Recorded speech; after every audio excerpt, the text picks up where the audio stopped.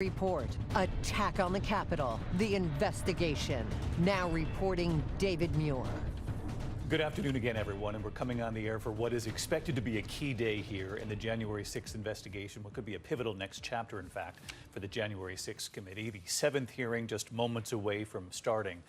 The committee, we are told, will be focusing today on former President Donald Trump, some in his inner circle as well, and their possible links to the extremist groups who stormed the U.S. Capitol. Of course, the question at the heart of today's hearing, will they be able to show a link, any connection between the former president and groups such as the Proud Boys and Oath Keepers, many of whom were arrested for attacking the Capitol, assaulting police officers, trying to stop Congress from certifying the election for President Biden. Some of the officers who were attacked are in the chamber today, including officers Harry Dunn and Daniel Hodges, who we have spoke with in the past year. Our team of correspondents all standing by: Jonathan Karl, Rachel Scott, Pierre Thomas, ABC News legal analyst Dan Abrams. Among them, they are all ready to dissect it all today. The panel focusing in part on Donald Trump's own words, his tweets leading up to the January 6th rally, telling supporters to be there, will be wild. That tweet coming after a key meeting inside the White House in December. The committee is expected to laser in on that meeting today, who was in that meeting, what was discussed, and then the tweet that followed that meeting, making the case that the former president was signaling those extremist groups, trying to get their attention, trying to get them to come to Washington. We're going to hear from the former spokesperson for the Oath Keepers, Jason Van Tatenhove, also a rider who traveled from Ohio and Washington, we will hear from, who warned of a possible, quote, civil war. The chairman of the committee at the gaveling in right now, Chairman Thompson. Let's listen to what he has to say.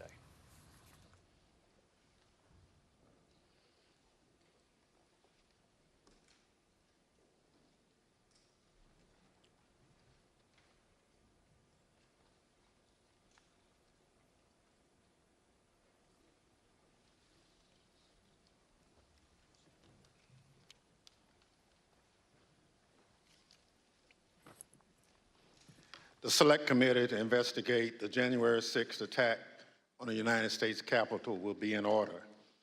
Without objection, the Chair is authorized to declare the committee in recess at any point. Pursuant to House Deposition Authority Regulation 10, the Chair announces the committee's approval to release the deposition material presented during today's hearing. Good afternoon. When I think about the most basic way to explain the importance of elections in the United States, there's a phrase that always comes to mind. It may sound straightforward, but it's meaningful.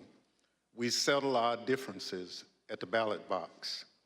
Sometimes my choice prevails, sometimes yours does, but it's that simple. We cast our votes, we count the votes.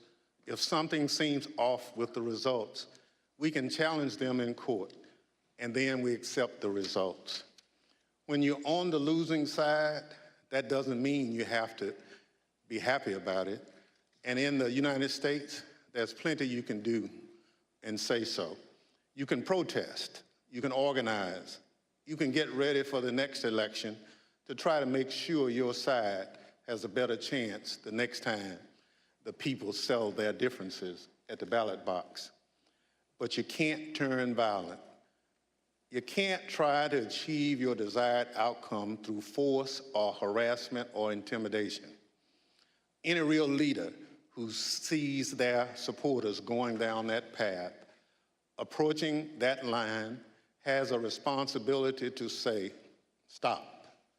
We gave it our best. We came up short. We try again next time, because we settle our differences at the ballot box. On December 14th, 2020, the presidential election was officially over. The Electoral College had cast its vote. Joe Biden was the president-elect of the United States. By that point, many of Donald Trump's supporters were already convinced that the election had been stolen, because that's what Donald Trump had been telling them. So what Donald Trump was required to do in that moment, what would have been required of any American leader, was to say, we did our best and we came up short. He went the opposite way. He seized on the anger he had already stoked among his most loyal supporters, and as they approached the line, he didn't wave them off, he urged them on. Today, the committee will explain how, as a part of his last-ditch effort to overturn the election and block the transfer of power, Donald Trump summoned a mob to Washington, D.C., and ultimately spurred that mob to wage a violent attack on our democracy. Our colleagues, Ms. Murphy of Florida and Mr. Raskin of Maryland, will lay out this story. First, I'm pleased to recognize our distinguished Vice Chair, Ms. Cheney of Wyoming, for any opening comments she'd care to offer. Thank you very much, Mr. Chairman. Our committee did not conduct a hearing last week, but we did conduct an on-the-record interview of President Trump's former White House counsel, Pat Cipollone. If you have watched these hearings, you've heard us call for Mr. Cipollone to come forward to testify. He did, and Mr. Cipollone's testimony met our expectations. We will save for our next hearing President Trump's behavior during the violence of January 6th. Today's hearing will take us from December 14th, 2020, when the Electoral College met and certified the results of the 2020 presidential election, up through the morning of January 6th. You will see certain segments of Pat Cipollone's testimony today. We will also see today how President Trump summoned a mob to Washington and how the president's stolen election lies provoked that mob to attack the Capitol. And we will hear from a man who was induced by President Trump's lies to come to Washington and join the mob, and how that decision has changed his life. Today's hearing is our 7th. We have covered significant ground over the past several weeks, and we have also seen a change in how witnesses and lawyers in the Trump orbit approach this committee. Initially, their strategy in some cases appeared to be to deny and delay. Today, there appears to be a general recognition that the committee has established key facts, including that virtually everyone close to President Trump, his Justice Department officials, his White House advisors, his White House counsel, his campaign, all told him the 2020 election was not stolen. This appears to have changed the strategy for defending Donald Trump. Now the argument seems to be that President Trump was manipulated by others outside the administration, that he was persuaded to ignore his closest advisors, and that he was incapable of telling right from wrong. This new strategy is to try to blame only John Eastman or Sidney Powell or Congressman Scott Perry or others, and not President Trump. In this version, the president was, quote, poorly served by these outside advisors. The strategy is to blame people his advisors called, quote, the crazies for what Donald Trump did. This, of course, is nonsense.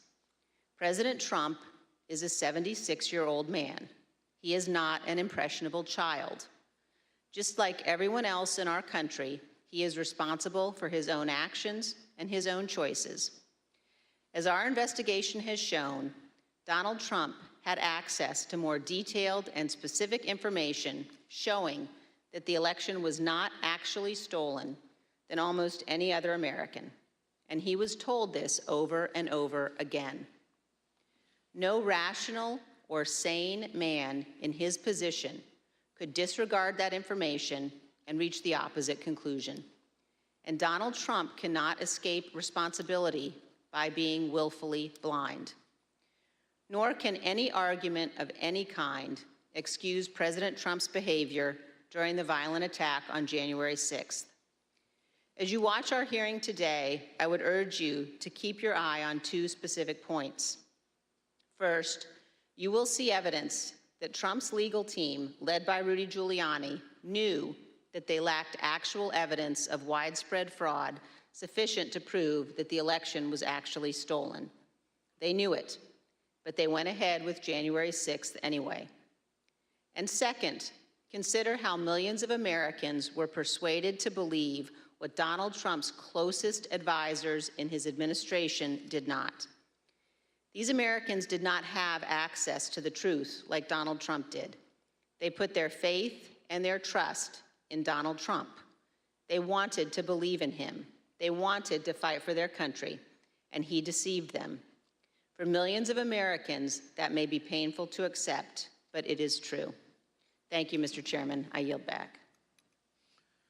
Without objection, the chair recognizes the gentlewoman from Florida, Ms. Murphy, and the gentleman from Maryland, Mr. Raskin, for opening statements. Thank you, Mr. Chairman. We know beyond a shadow of a doubt that then President Donald Trump lost in a free and fair election. And yet, President Trump insisted that his loss was due to fraud in the election process, rather than to the democratic will of the voters. The president continued to make this claim despite being told again and again by the courts, by the Justice Department, by his campaign officials, and by some of his closest advisors that the evidence did not support this assertion. This was the big lie, and millions of Americans were deceived by it. Too many of our fellow citizens still believe it to this day. It's corrosive to our country and damaging to our democracy. As our committee has shown in prior hearings, following the election, President Trump relentlessly pursued multiple interlocking lines of effort, all with a single goal: to remain in power despite having lost. The lines of effort were aimed at his loyal Vice President, Mike Pence, at state election and elected officials, and at the U.S. Department of Justice. The president pressured the vice president to obstruct the process to certify the election result. He demanded that state officials find him enough votes to overturn the election outcome in that state, and he pressed the Department of Justice to find widespread evidence of fraud. When justice officials told the president that such evidence did not exist, the president urged them to simply declare that the election was corrupt. On December 14th, the Electoral College met to officially confirm that Joe Biden would be the next president. The evidence shows that once this occurred, President Trump and those who were willing to aid and abet him turned their attention to the joint session of Congress scheduled for January 6th, at which the vice president would preside. In their warped view, this ceremonial event was the next, and perhaps the last, inflection point that could be used to reverse the outcome of the election before Mr. Biden's inauguration. As President Trump put it, the vice president and enough members of Congress simply needed to summon the courage to act. To help them find that courage, the president called for backup. Early in the morning of December 19th, the president sent out a tweet urging his followers to travel to Washington, D.C. for January 6th. "Be there, we'll be wild," the president wrote.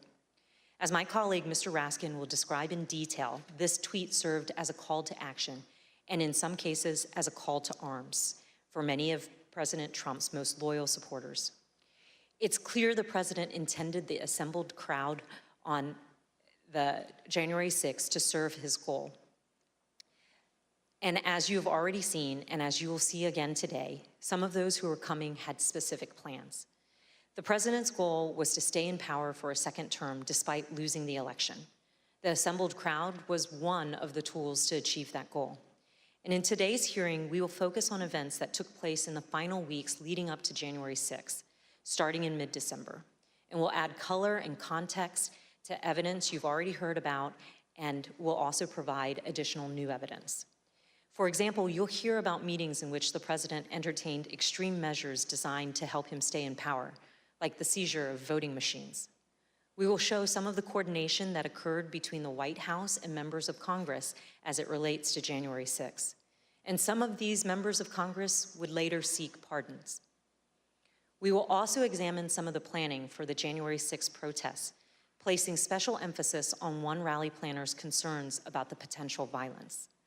And we will describe some of the president's key actions on the evening of January 5th and the morning of January 6th, including how the president edited and ad-libbed his speech that morning at the Ellipse, directed the crowd to march to the Capitol, and spoke off script in a way that further inflamed an already angry crowd. I yield to the gentleman from Maryland, Mr. Raskin. Thank you, Ms. Murphy. Mr. Chairman, Madam Vice Chair. 4 days after the electors met across the country and made Joe Biden the president-elect, Donald Trump was still trying to find a way to hang on to the presidency. On Friday, December 18th, his team of outside advisors paid him a surprise visit in the White House that would quickly become the stuff of legend. The meeting has been called unhinged, not normal, and the craziest meeting of the Trump presidency. The outside lawyers who'd been involved in dozens of failed lawsuits had lots of theories supporting the big lie, but no evidence to support it. As we will see, however, they brought to the White House a draft executive order that they had prepared for President Trump to further his ends. Specifically, they proposed the immediate mass seizure of state election machines by the U.S. military. The meeting ended after midnight with apparent rejection of that idea. In the wee hours of December 19th, dissatisfied with his options, Donald Trump decided to call for a large and wild crowd on Wednesday, January 6th, the day when Congress would meet to certify the electoral votes. Never before in American history had a president called for a crowd to come contest the counting of electoral votes by Congress, or engaged in any effort designed to influence, delay, or obstruct the joint session of Congress in doing its work required by our Constitution and the Electoral Count Act. As we'll see, Donald Trump's 1:42 a.m. tweet electrified and galvanized his supporters, especially the dangerous extremists and the Oath Keepers, the Proud Boys, and other racist and white nationalist groups spoiling for a fight against the government. 3 rings of interwoven attack were now operating towards January 6th.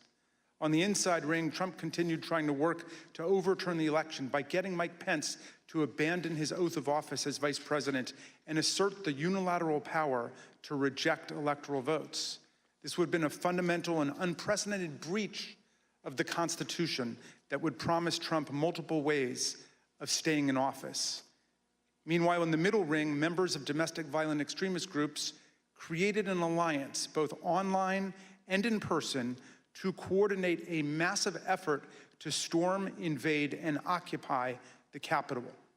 By placing a target on the joint session of Congress, Trump had mobilized these groups around a common goal, emboldening them, strengthening their working relationships, and helping build their numbers. Finally, in the outer ring, on January 6th, there assembled a large and angry crowd, the political force that Trump considered both the touchstone and the measure of his political power. Here were thousands of enraged Trump followers, thoroughly convinced by the big lie, who traveled from across the country to join Trump's wild rally to stop the steal. With the proper incitement by political leaders and the proper instigation from the extremists, many members of this crowd could be led to storm the Capitol, confront the vice president in Congress, and try to overturn the 2020 election result. All of these efforts would converge and explode on January the 6th. Mr. Chairman, as you know better than any other member of this committee from the wrenching struggle for voting rights in your beloved Mississippi, the problem of politicians whipping up mob violence to destroy fair elections is the oldest domestic enemy of constitutional democracy in America. Abraham Lincoln knew it too. In 1837, a racist mob in Alton, Illinois, broke into the offices of an abolitionist newspaper and killed its editor, Elijah Lovejoy. Lincoln wrote a speech in which he said that no transatlantic military giant could ever crush us as a nation, even with all of the fortunes in the world. But if downfall ever comes to America, he said, we ourselves would be its author and finisher.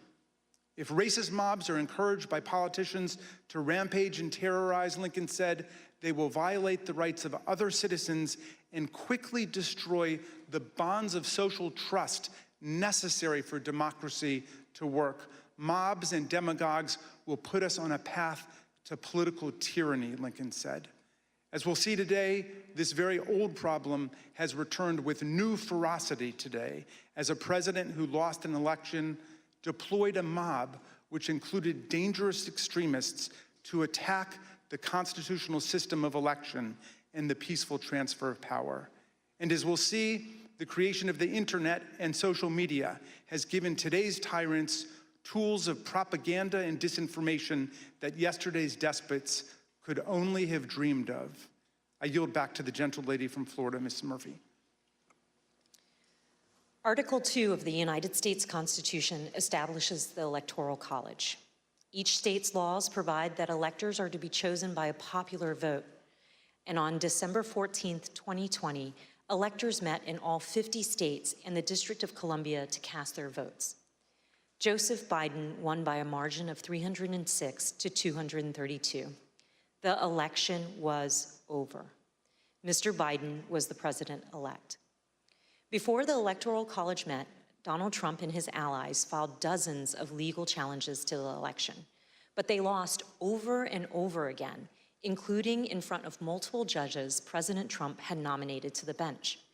In many of these cases, the judges were highly critical of the arguments put forward, explaining that no genuine evidence of widespread fraud had been presented.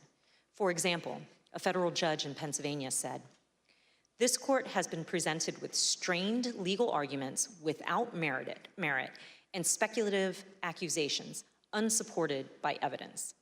In the United States of America, this cannot justify the disenfranchisement of a single voter, let alone all the voters of its 6th most populated state."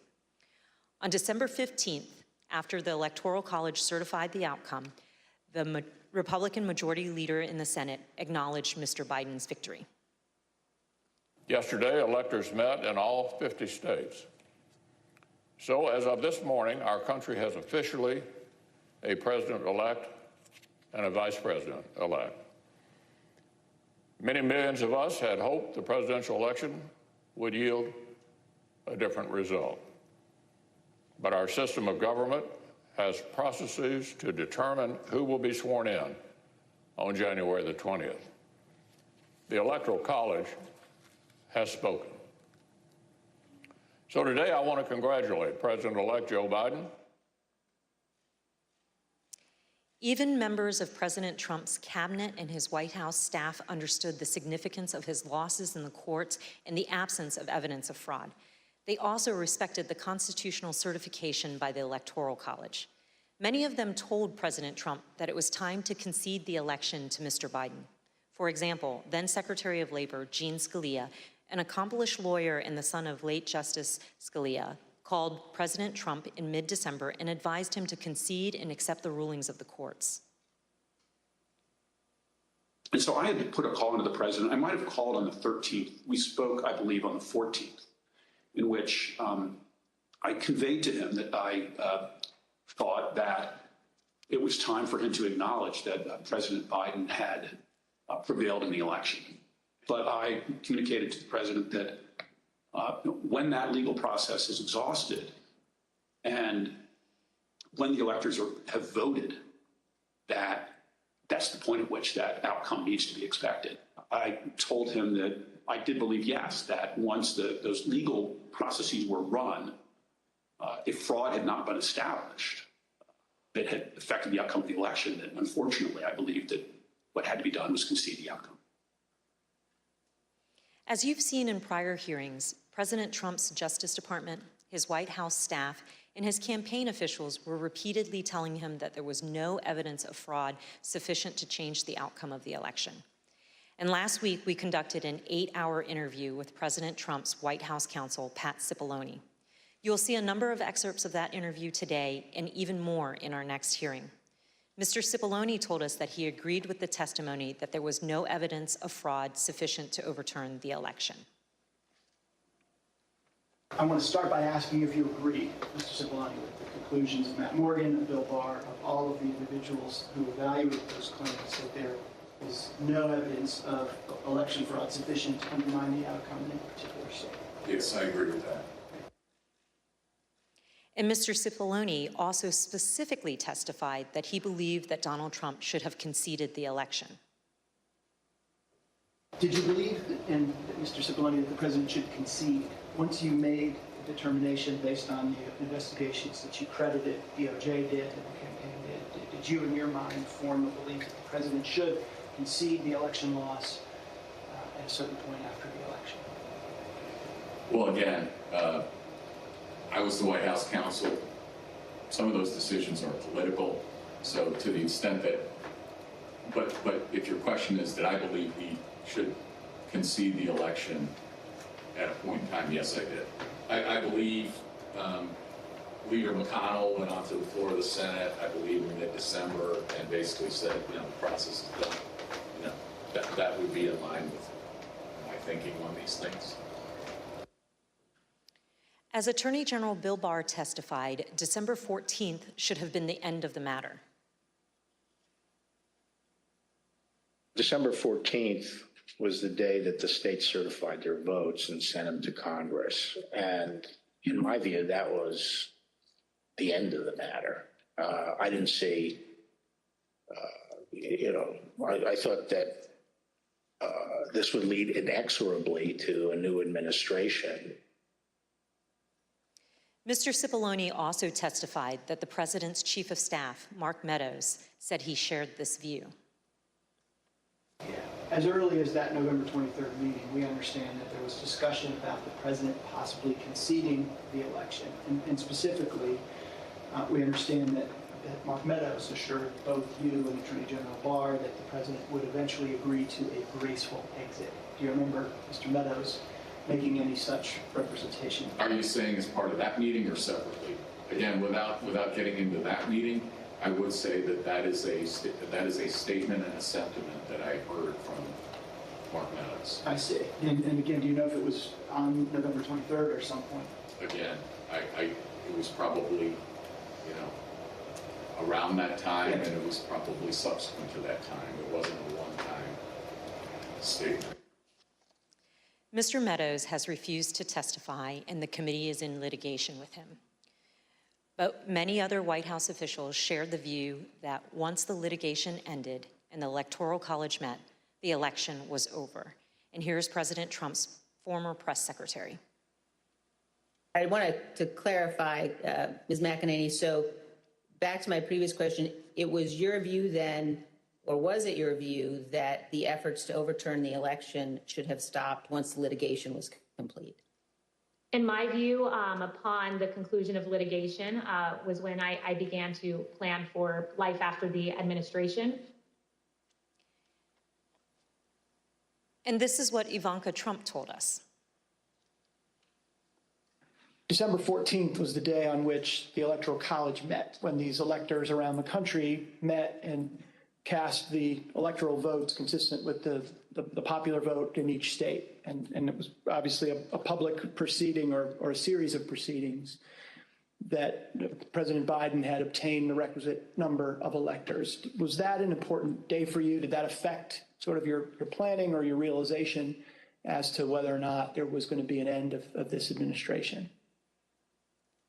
I think so. I think it was my sentiment probably prior as well. Judd Deere was a White House deputy press secretary. This was his testimony about what he told President Trump. I told him that my personal viewpoint was that the Electoral College had met, which is the system that our country is set under to elect a president and vice president. And I believed at that point that the means for him to pursue litigation was probably closed. And you recall what his response, if any, was? He disagreed. We've also seen this testimony from Attorney General Barr reflecting a view of the White House staff in late November 2020. And then at that point I left. And as I walked out of the Oval Office, Jared was there with Dan Scavino, who ran the president's social media, and who I thought was a reasonable guy and believe is a reasonable guy. And I said, how long is he going to carry on with this stolen election stuff? Where's this going to go? And by that time, Meadows had caught up with me and leaving the office, and caught up to me and said that he said, look, I think that he's becoming more realistic and knows that there's a limit to how far he can take this. And then Jared said, yeah, we're working on this. We're working on it. Likewise, in this testimony, Cassidy Hutchinson, an aide to Mark Meadows, described her conversations with President Trump's Director of National Intelligence, John Ratcliffe, a former Republican congressman. He had expressed to me that he was concerned that it could spiral out of control and potentially be dangerous, either for our democracy or the way that things were going for the 6th. Of course, underlying all of this is the fundamental principle that the President of the United States cannot simply disregard the rulings of state and federal courts, which are empowered to address specific election-related claims. The President cannot simply pretend that the courts had not ruled. By that time, the President or his associates had lost 60 out of 61 cases that they had brought to challenge different aspects of the election in a number of states. They lost 60 out of 61 of those cases. So by the time we get to January 3rd, that's been clear. I assume, Pat, that you would agree the President is obligated to abide by the rulings of the courts. Of course. And I assume you also would... Everybody is obligated to abide by rulings of the courts. And I assume you also would agree the President has a particular obligation to take care that the laws be faithfully executed. That is one of the President's obligations, correct. Yet President Trump disregarded these court rulings and the counsel from his closest advisors and continued his efforts to cling to power.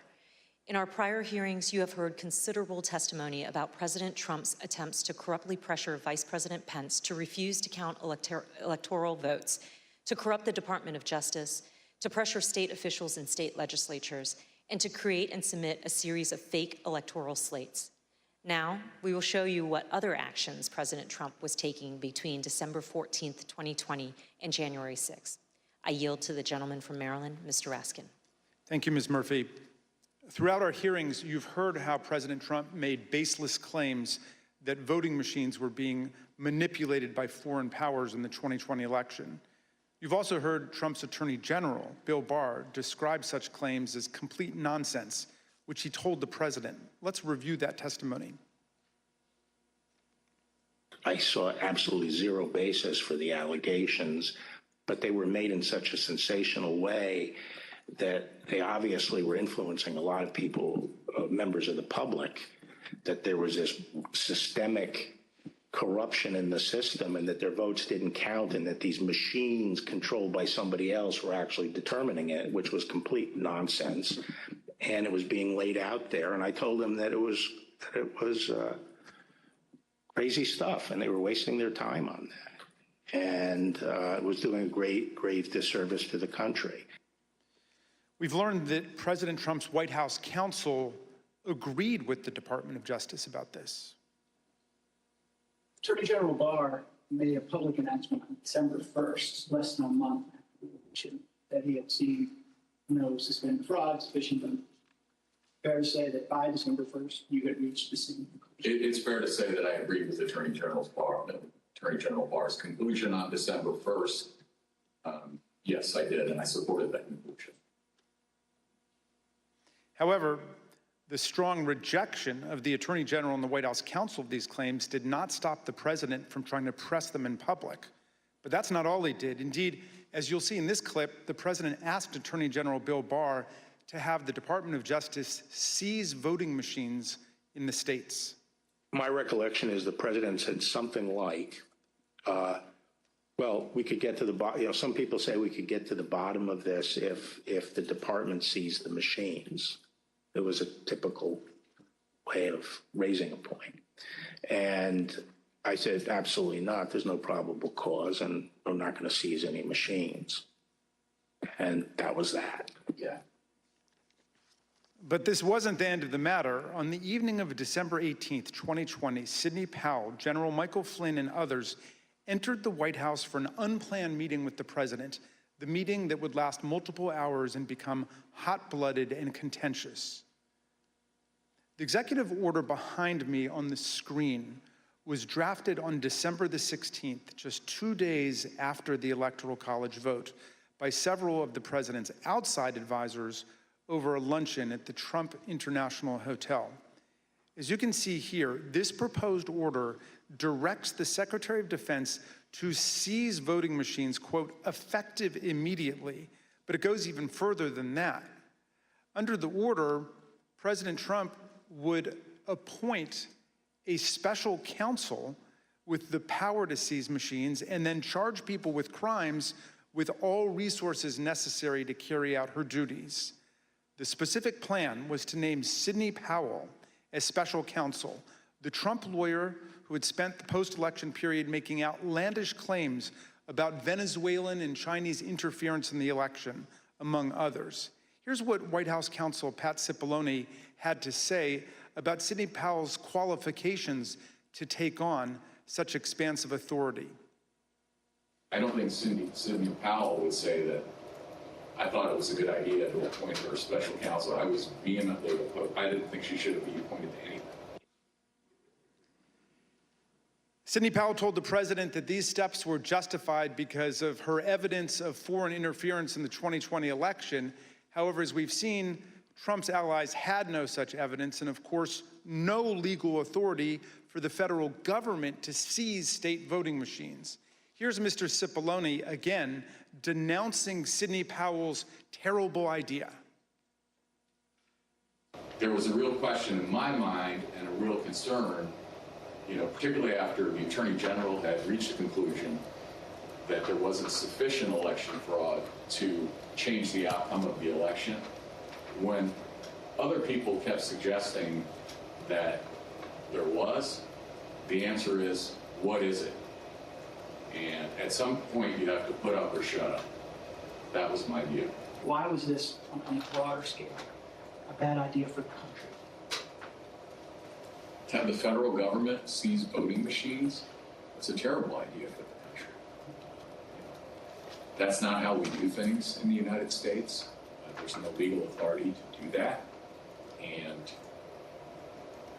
there is a way to contest elections, that happens all the time. But the idea that the federal government could come in and seize election machines, I don't understand why I would even have to tell you why that's a bad idea for the country. It's a terrible idea. For all of its absurdity, the December 18th meeting was critically important because President Trump got to watch up close for several hours as his White House counsel and other White House lawyers destroyed the baseless factual claims and ridiculous legal arguments being offered by Sidney Powell, Mike Flynn, and others.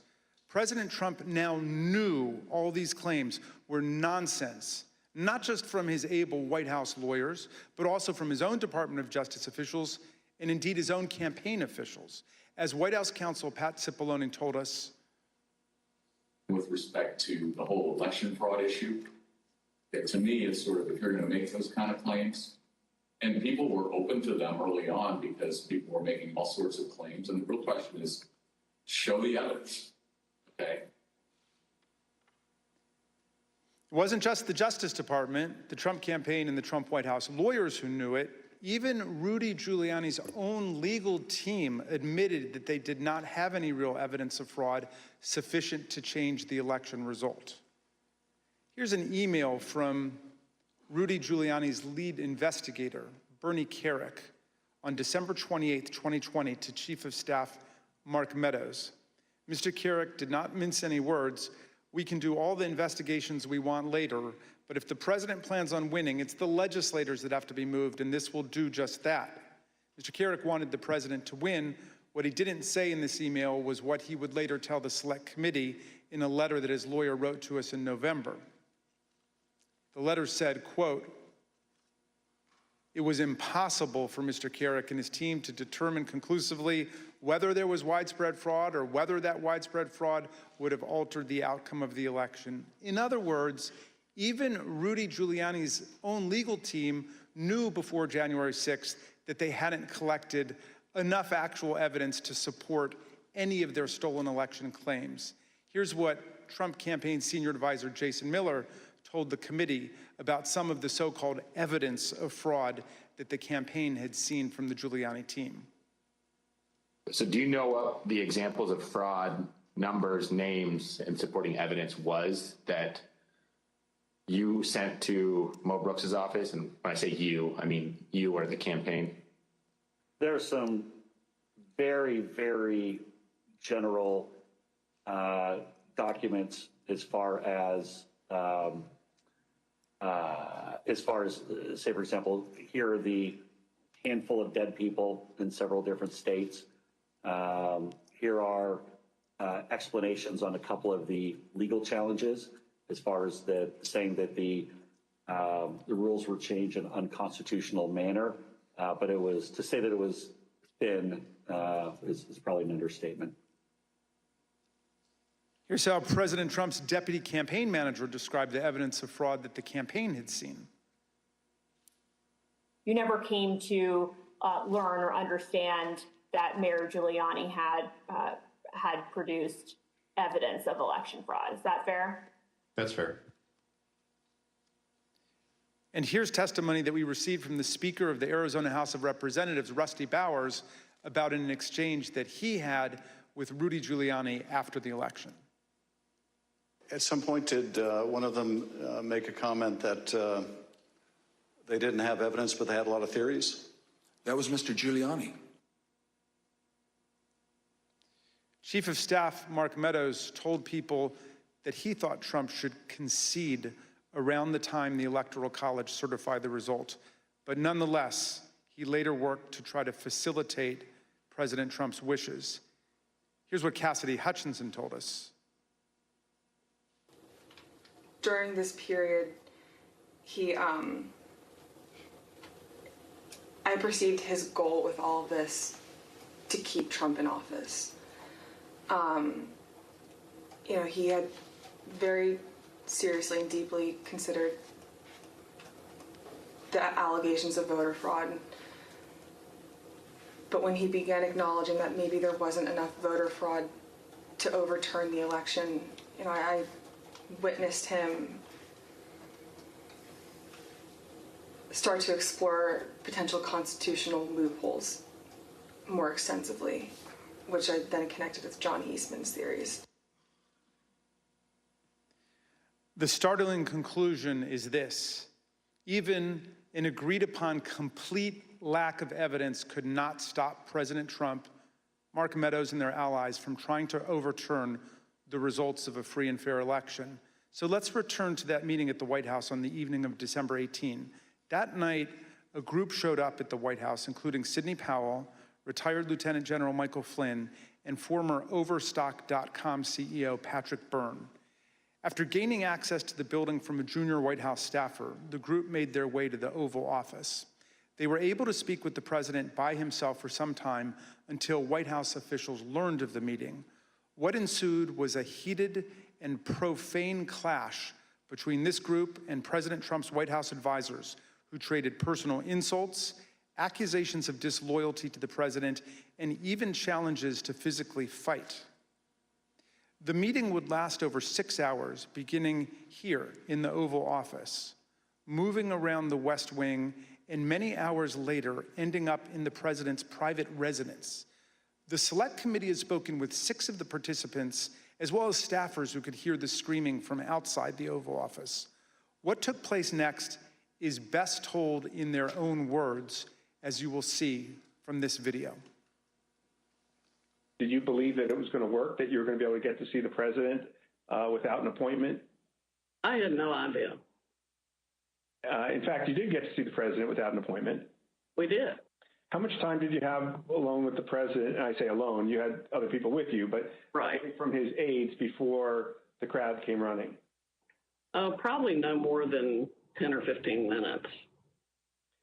Was in that... I bet Pat Cipollone set a new land speed record.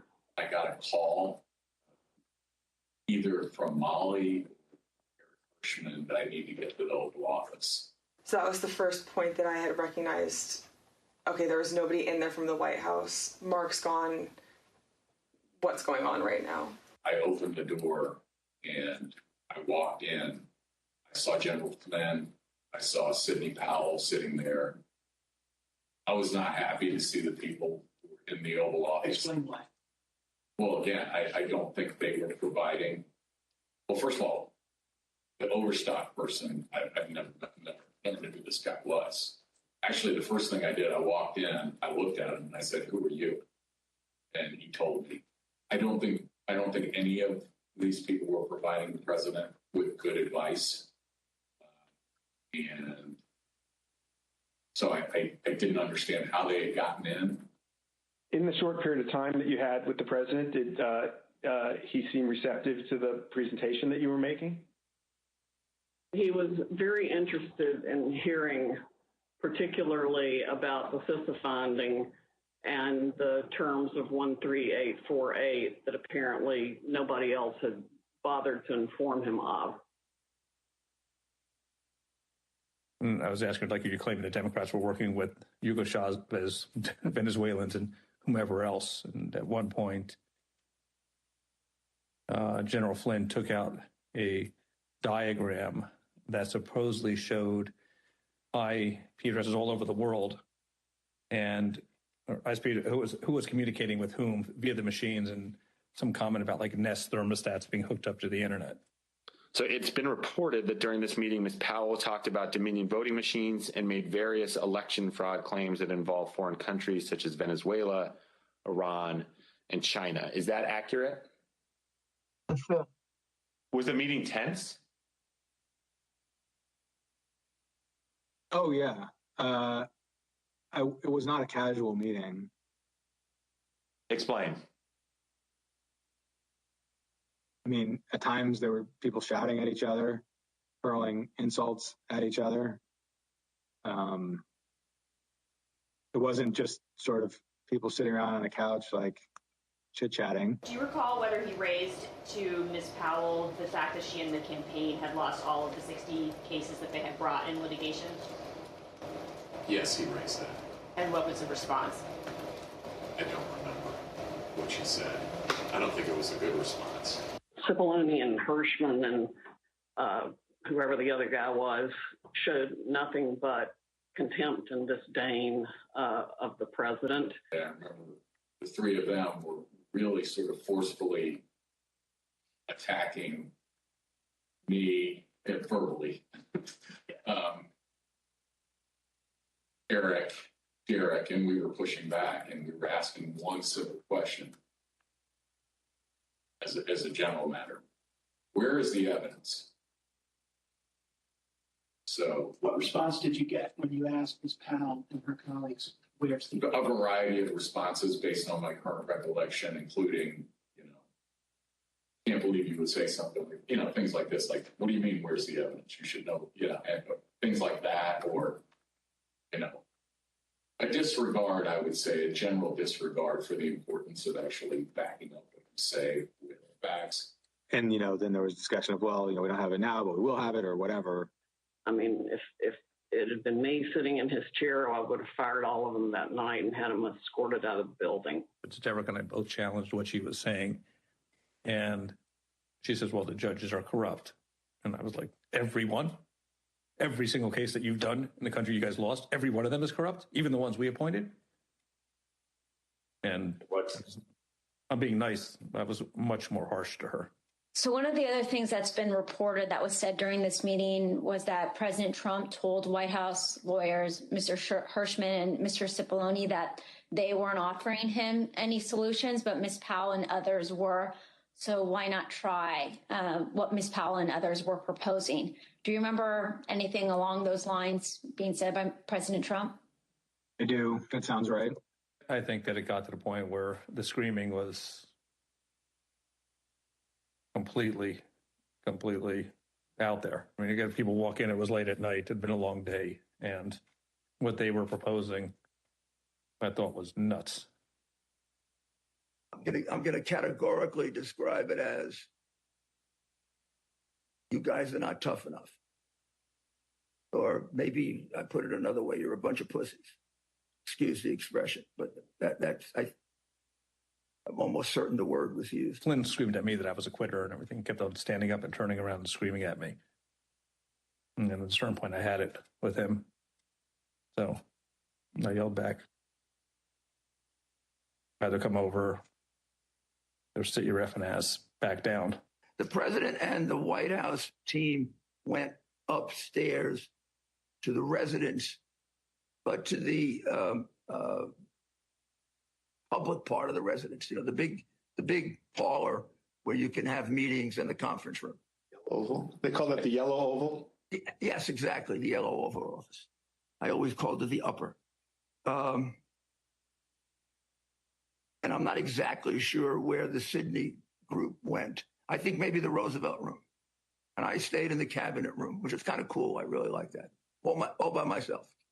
At the end of the day, we landed where we started the meeting, at least from a structural standpoint, which was Sidney Powell was fighting, Mike Flynn was fighting. They were looking for avenues that would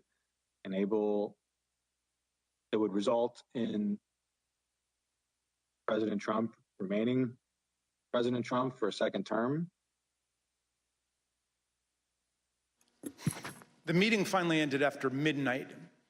Here are text messages sent by Cassidy Hutchinson during and after the meeting. As you can see, Ms. Hutchinson reported that the meeting in the West Wing was unhinged.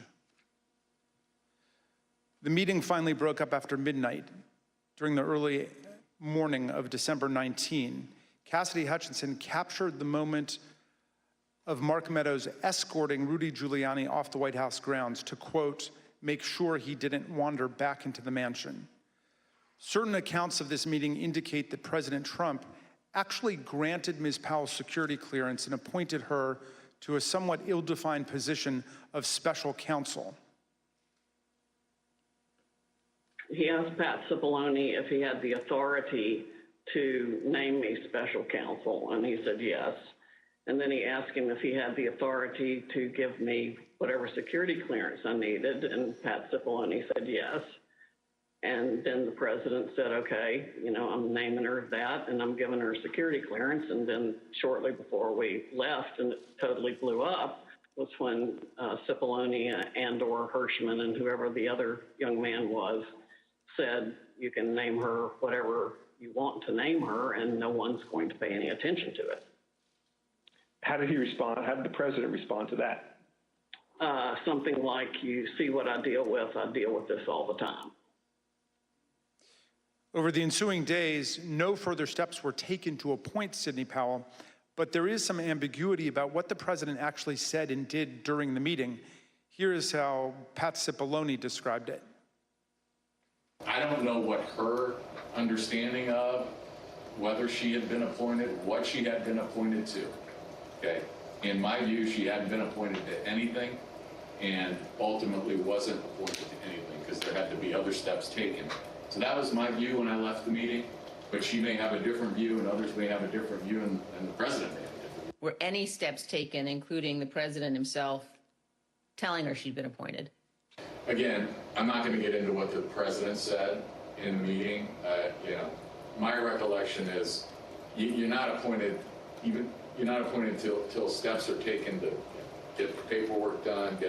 And when I left the meeting, okay, I guess what I'm trying to say is I'm not going to get into what the president said or said he wanted.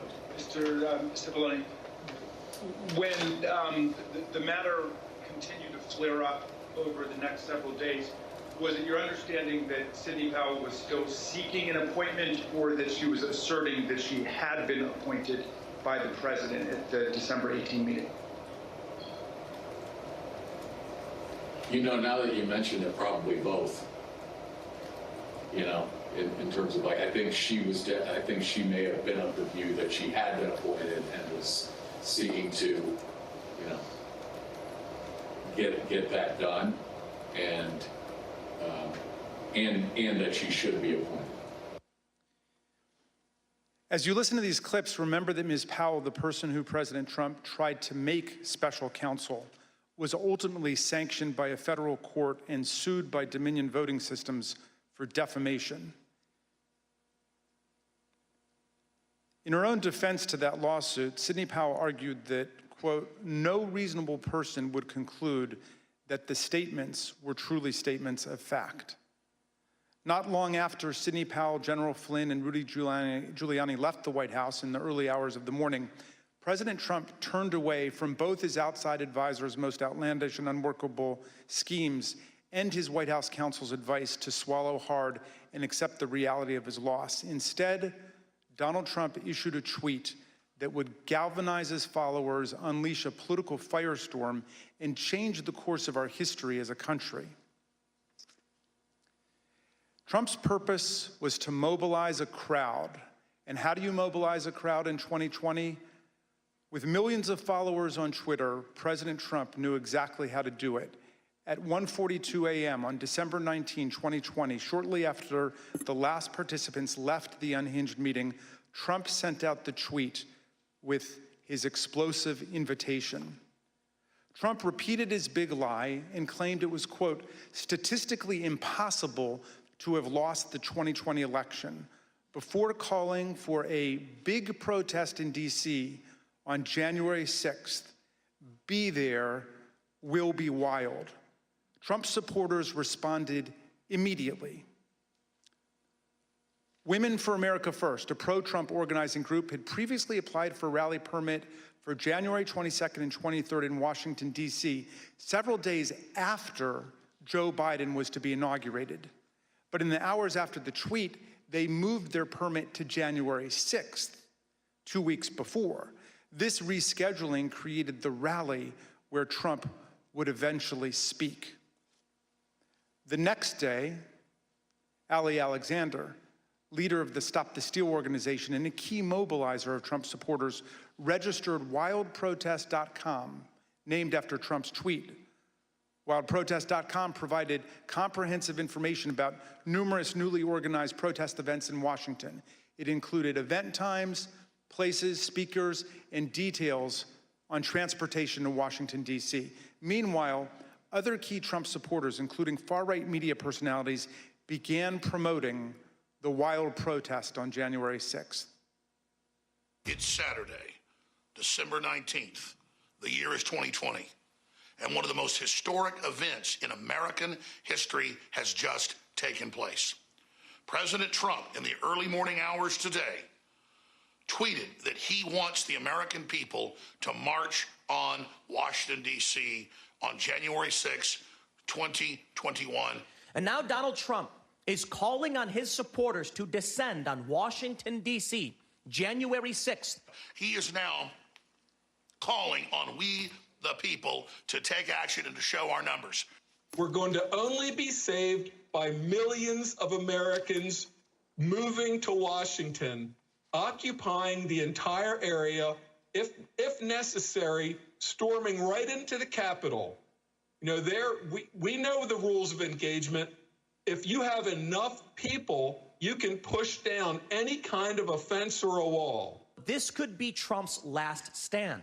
And it's a time when he has specifically called on his supporters to arrive in D.C. That's something that may actually be the big push Trump supporters need to say, this is it. It's now or never. You better understand something, son. You better understand something. Red wave, bitch. Red wave. This is going to be a red wedding going down January 6th. On that day, Trump says, show up for a protest. It's going to be wild. And based on what we've already seen from the previous events, I think Trump is absolutely correct. Motherfucker, you better look outside. You better look out January 6th. Kick that fucking door open. Look down the street. There's going to be 1 million plus geeked up armed Americans. The time for games is over. The time for action is now. Where were you when history called? Where were you when you and your children's destiny and future was on the line? In that clip, you heard one of Trump's supporters predict a red wedding, which is a pop culture reference to mass slaughter. But the point is that Trump's call to Washington reverberated powerfully and pervasively online.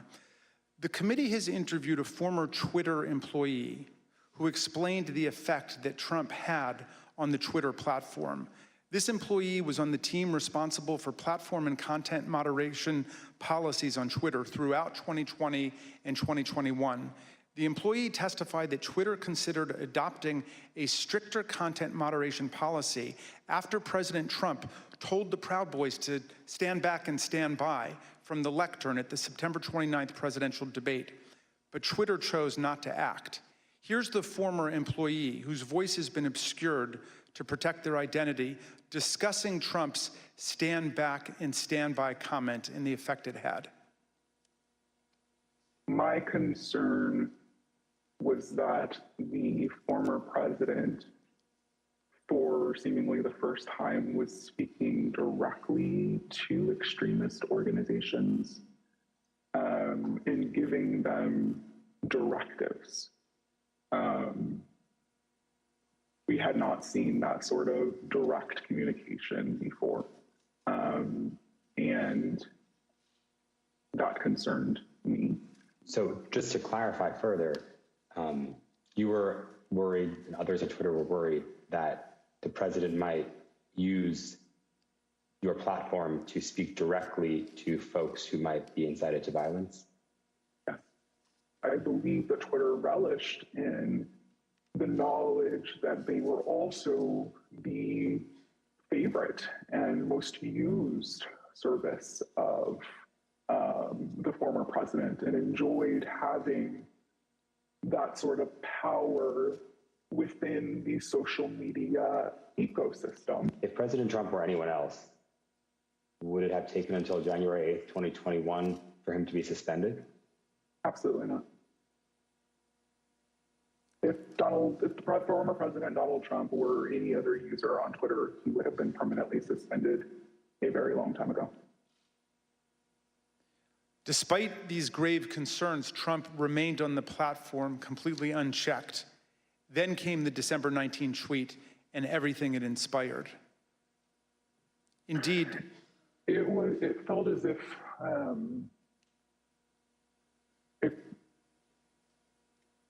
a mob was being organized, and they were gathering together their weaponry and their logic and their reasoning behind why they were prepared to fight prior to December 19th. Again, it was vague. It was non-specific, but very clear that individuals were ready, willing, and able to take up arms.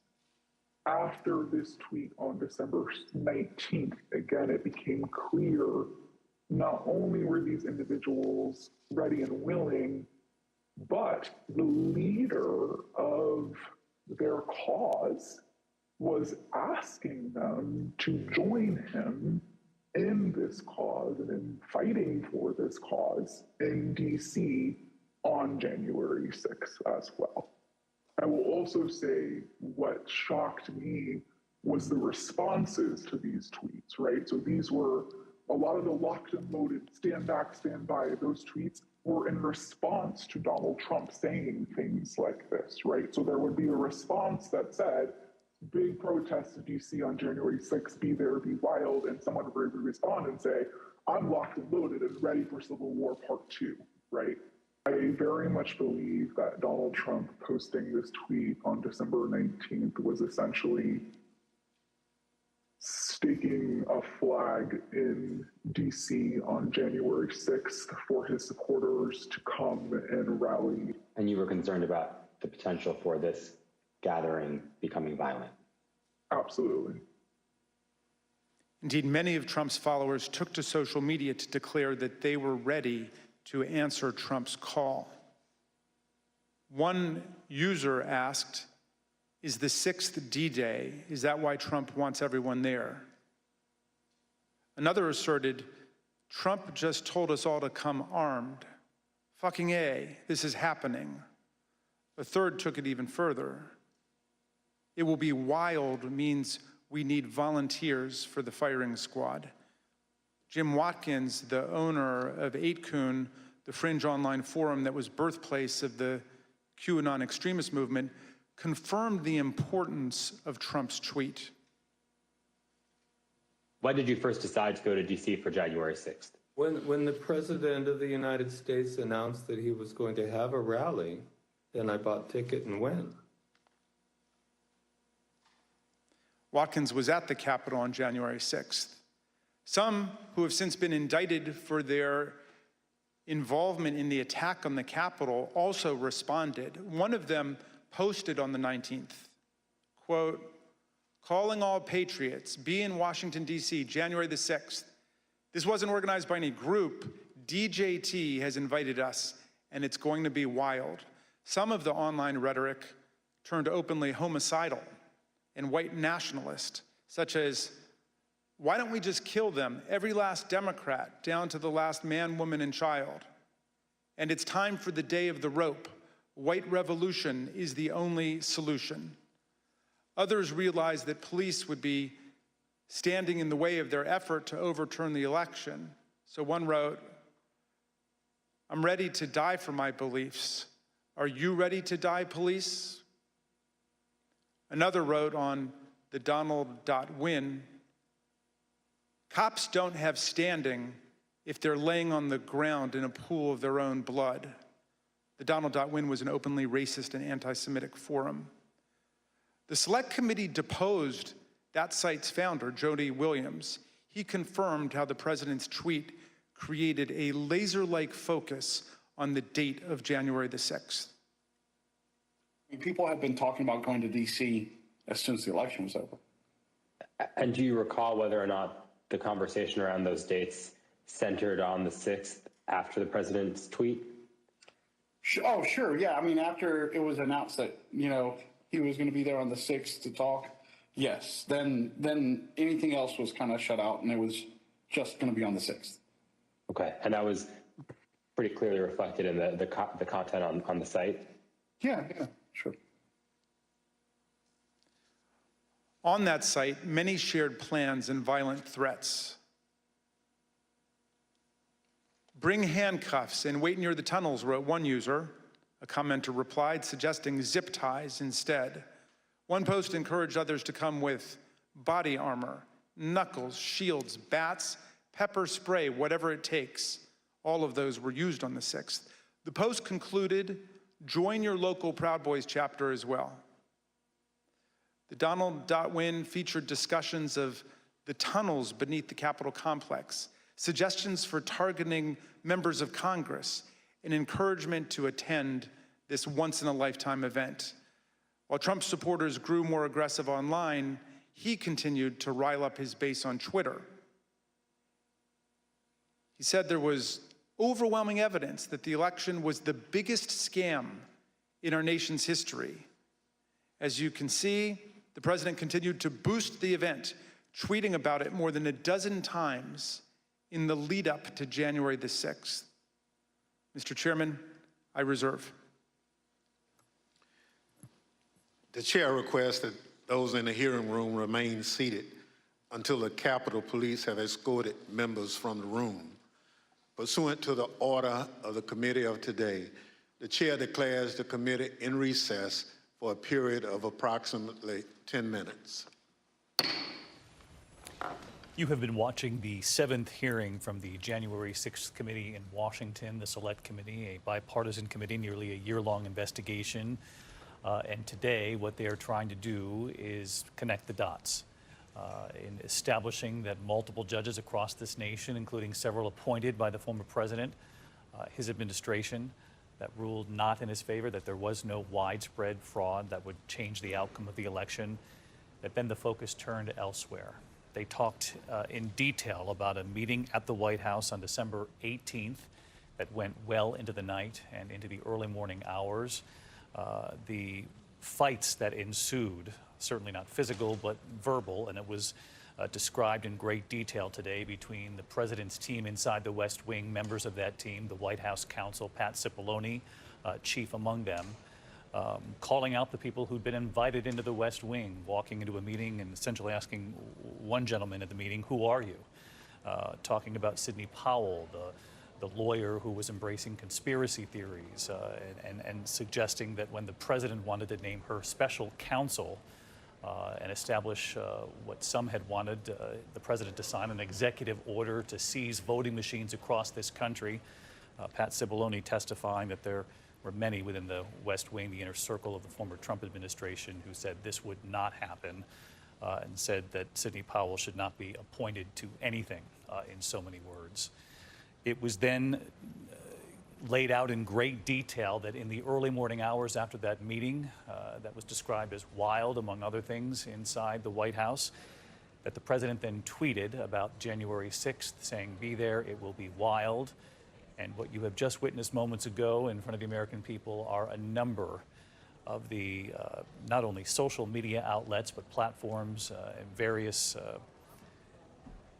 other avenues of communication, the sort of lightning speed with which people began to talk about that date and to gather people to come on January 6th, some suggesting to come armed, to be ready, asking, is this D-Day? Were the words of one person online. And the point from this committee was very clear today, that it was that tweet from the president in the early morning hours on December 19th after that meeting at the White House, that the president suggesting that January 6th would be the day. You're looking at some of the messaging right now on your screen from multiple different platforms and outlets, and in many ways trying to show the country that even if you're not aware that these conversations are taking place, that they were in fact taking place. People were listening, millions of followers and listeners around this country to various platforms talking about why January 6th, in their view, was going to be significant. I want to bring in our chief Washington correspondent, Jonathan Karl. John, you reported extensively, not only in your book, but on our air, about this December 18th meeting. We heard Cassidy Hutchinson's testimony come up again today, describing the West Wing as unhinged on that particular evening. And we really heard in great detail today testimony, not only from Pat Cipollone, which was obviously extraordinarily significant. They wanted to talk to him for several months now. They finally talked to him for 8 hours or so last Friday. Cipollone also describing what Hutchinson described in talking about a wild day that went into the evening at the White House, where the president had not only his White House team, but outsiders who were trying to encourage him to do something very different. David, I see this hearing so far really in two parts. The first, Cipollone is the center of. He was the White House counsel, the top lawyer in the White House. And what you heard through him and through other excerpts of testimony was that everybody around the president in his administration, Pat Cipollone, White House counsel, the attorney general, his daughter Ivanka, his press secretary, his chief of staff, everybody around the White House had told him that there was no legal remedy left, that he had lost the election. January 6th was a formality, that there was nothing they could do within the bounds of the law or the Constitution to change the results of the presidential election. I think that is very important for what they're trying to establish, was what that Donald Trump knew what he was attempting here was illegal. But the second part of the hearing is trying to establish what to this point has been something of a missing link. We know that the president was attempting to overturn the election, trying to work through on January 6th, trying to get his vice president to overturn the election. We know about that. We know that the militant groups, the Proud Boys, the Oath Keepers, and others had arrived on that day armed, some of them wearing tactical gear, and led the assault on the Capitol. What they're trying to establish is a link between that political effort that the president was leading and this militant effort to actually attack the Capitol. And I thought that the closing here, David, was actually chilling, because you saw that the tweet that the president put out after that meeting on December 18th, a meeting, again, that went past midnight, the tweet then coming after 1 o'clock in the morning, saying to his supporters, come on January 6th, be there, it will be wild. And then you saw how those words from the President of the United States basically lit the fuse. Those militants, those diehard conspiracy theorists, Trump supporters on the absolute fringes, took that as a direct order. Come, be armed, be ready to fight. And of course, that is exactly what they did. And they, at least in their minds, were acting on the orders of the President of the United States. Yeah, quick follow-up to you, John, before I move on to the rest of our team. You heard Liz Cheney, the vice chair of the committee, saying before this all started, before they laid this out today, those tweets that I was mentioning that you've just underscored there, the lightning speed with which people picked up President Trump's, the former president's tweet and then ran with it.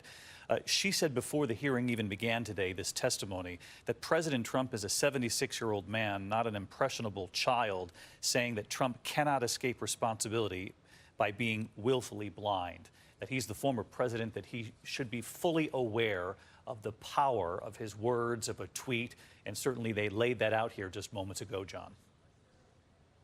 Yes, and that they can't be said that he was manipulated by his advisors or he was misled by his advisors. I mean, all of them, at least all of them within the White House, had gone to him and said, it's over, it's done. And that included one who has refused to testify, Mark Meadows. We heard through Cipollone that Mark Meadows had actually assured him, oh, he'll come around, he'll concede after the Electoral College meets formally on December 14th. Obviously, that never happened. But all of these people, Ivanka Trump, Jared Kushner, Bill Barr, Pat Cipollone, Mark Meadows, Kayleigh McEnany, they all told him it was done, it was over, and he didn't want to hear it.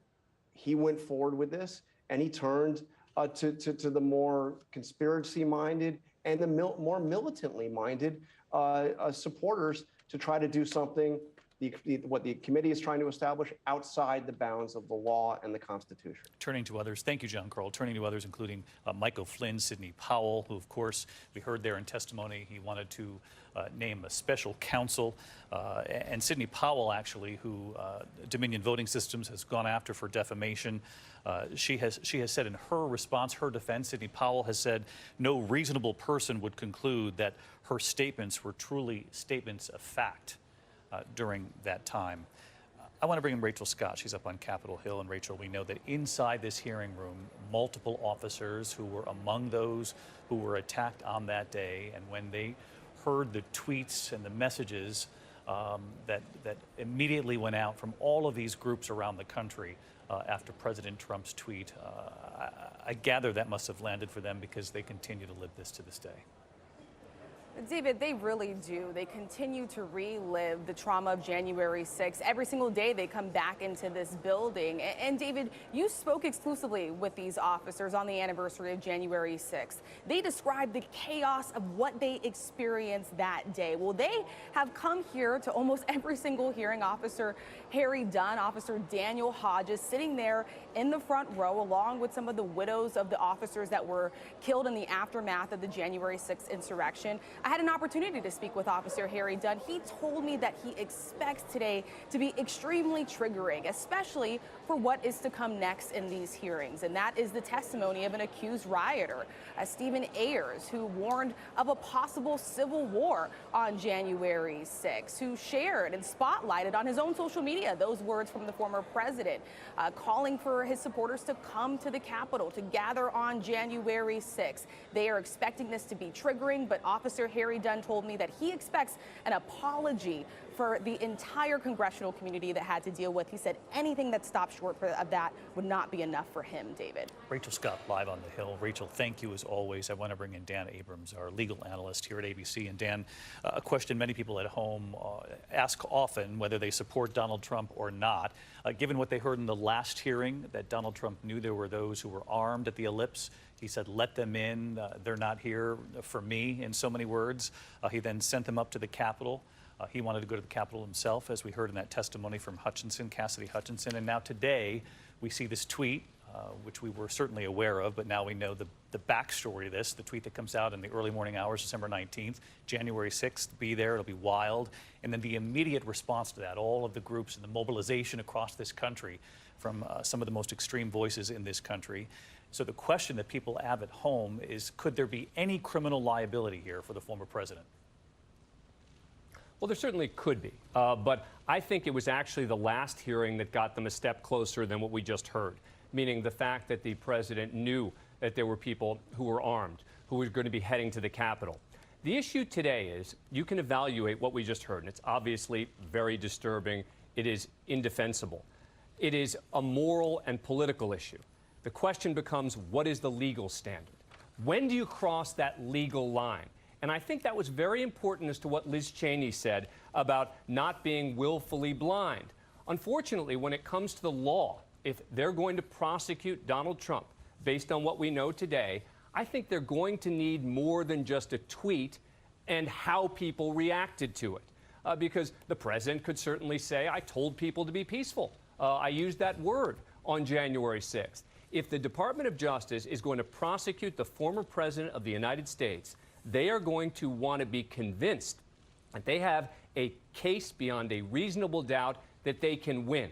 What we've seen thus far from the Department of Justice seems to suggest that they haven't been ready to go there, which is why today's hearing, to me, is the single most important hearing we've had thus far. Because the question is going to be, do they have evidence of Donald Trump or his inner circle in any way conspiring with these extremist groups? Not just a tweet, but actual conversations, interactions. That's what I'm going to be looking for in particular to determine whether it becomes more likely that the Department of Justice moves forward with a possible criminal indictment of the former president. Very significant. Dan Abrams, our thanks to you, Dan, making the point that it's got to be more than a tweet here for the Justice Department. Watch closely to see in the second half if they're able to draw any link, any actual conversations between the former president, his inner circle, those who supported him, that he brought into the White House, and some of these extremist groups. In the meantime, Pierre Thomas, who covers the Justice Department. Pierre, you have reported extensively on these extremist groups, and when you see that tweet that comes from the president, obviously not a surprise, you've reported on it, as has our entire team here. But almost immediately, the reverberations, what you saw across multiple platforms from multiple different voices. There's going to be a red wedding going down on January 6th. Show up for a protest. It's going to be wild. The time for games is over. The time for action is now. Where were you when history called?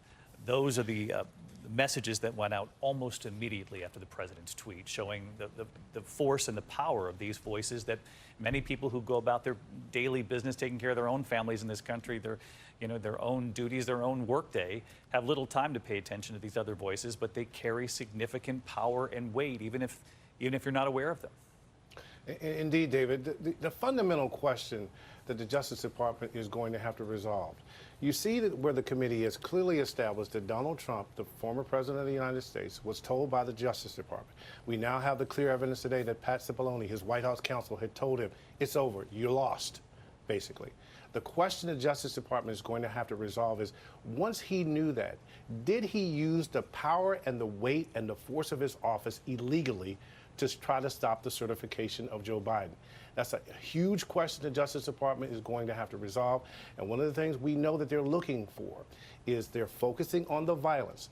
Is there a connection between the people who organized the violence and the people who were operating politically? And David, one of the things they think that they already have established is that there were conspiracies. They've had members of the Proud Boys and also members of the Oath Keepers plead guilty to seditious conspiracy to say that they, in fact, planned to act in terms of violence, that this was not spontaneous. And the question, who funded them? Who was operating in concert with them? That's what DOJ wants to resolve before they can make those fundamental decisions about whether to charge the President of the United States. Pierre Thomas, who covers the Justice Department. Pierre, thank you. John Carl, with just a few moments left.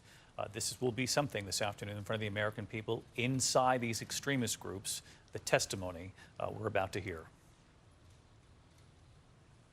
It was a spokesperson for the Oath Keepers, hearing from one of the rioters who has pled guilty to taking part in the attack on the Capitol. Will be very interesting. I think one key thing here is the executive order that was shown on the screen that the president was ready to sign during that crazy meeting on December 18th. It would have given the military the power to seize voting machines in the states that he lost. Keep in mind that Michael Flynn, who, by the way, is somebody who had personal security provided for him on January 6th by the Oath Keepers, along with Roger Stone. Michael Flynn, the day before that meeting, had gone on television and actually floated the idea of imposing martial law in the United States and having the military rerun elections in the states that Trump was contesting. And then the next day, after saying something so completely outrageous, he ends up in a hours-long meeting with the president at the White House. Astounding. Not only an hours-long meeting, and you're right, astounding, but with a president who was hearing this argument, who was taking it seriously. Yeah. And as we heard from Pat Cipollone today, who will go down as one of the key witnesses here, who basically said in that room, this is not going to happen. We're not going to seize the voting machines in this country. John, we're waiting for the chairman, the vice chair to re-enter the room. We know that you can see the witnesses sitting there, and as John just mentioned, we're going to be hearing from a spokesperson from one of these extremist groups, in addition to one of the rioters who heard the former president's words and acted upon them, expected to testify about the influence of the former president in gathering there today. And John, just the significance, so much has been made about how the January 6th committee has put this testimony together for the American people to digest it all. That montage today of all of the different voices that responded immediately to the former president. As I was mentioning earlier, even if you go about your daily lives and you're not paying attention to these other voices that are out there, make no mistake the weight, the power they carry in influencing people. I mean, the incredible resources that went into combing through all of the material that was out there. Much of that montage was out there in the public domain on these extremist websites. And then the other montage they showed describing the December 18th meeting with all of the people that were at the meeting. I mean, you hear from Sidney Powell. Michael Flynn's not in there because he kept taking the fifth.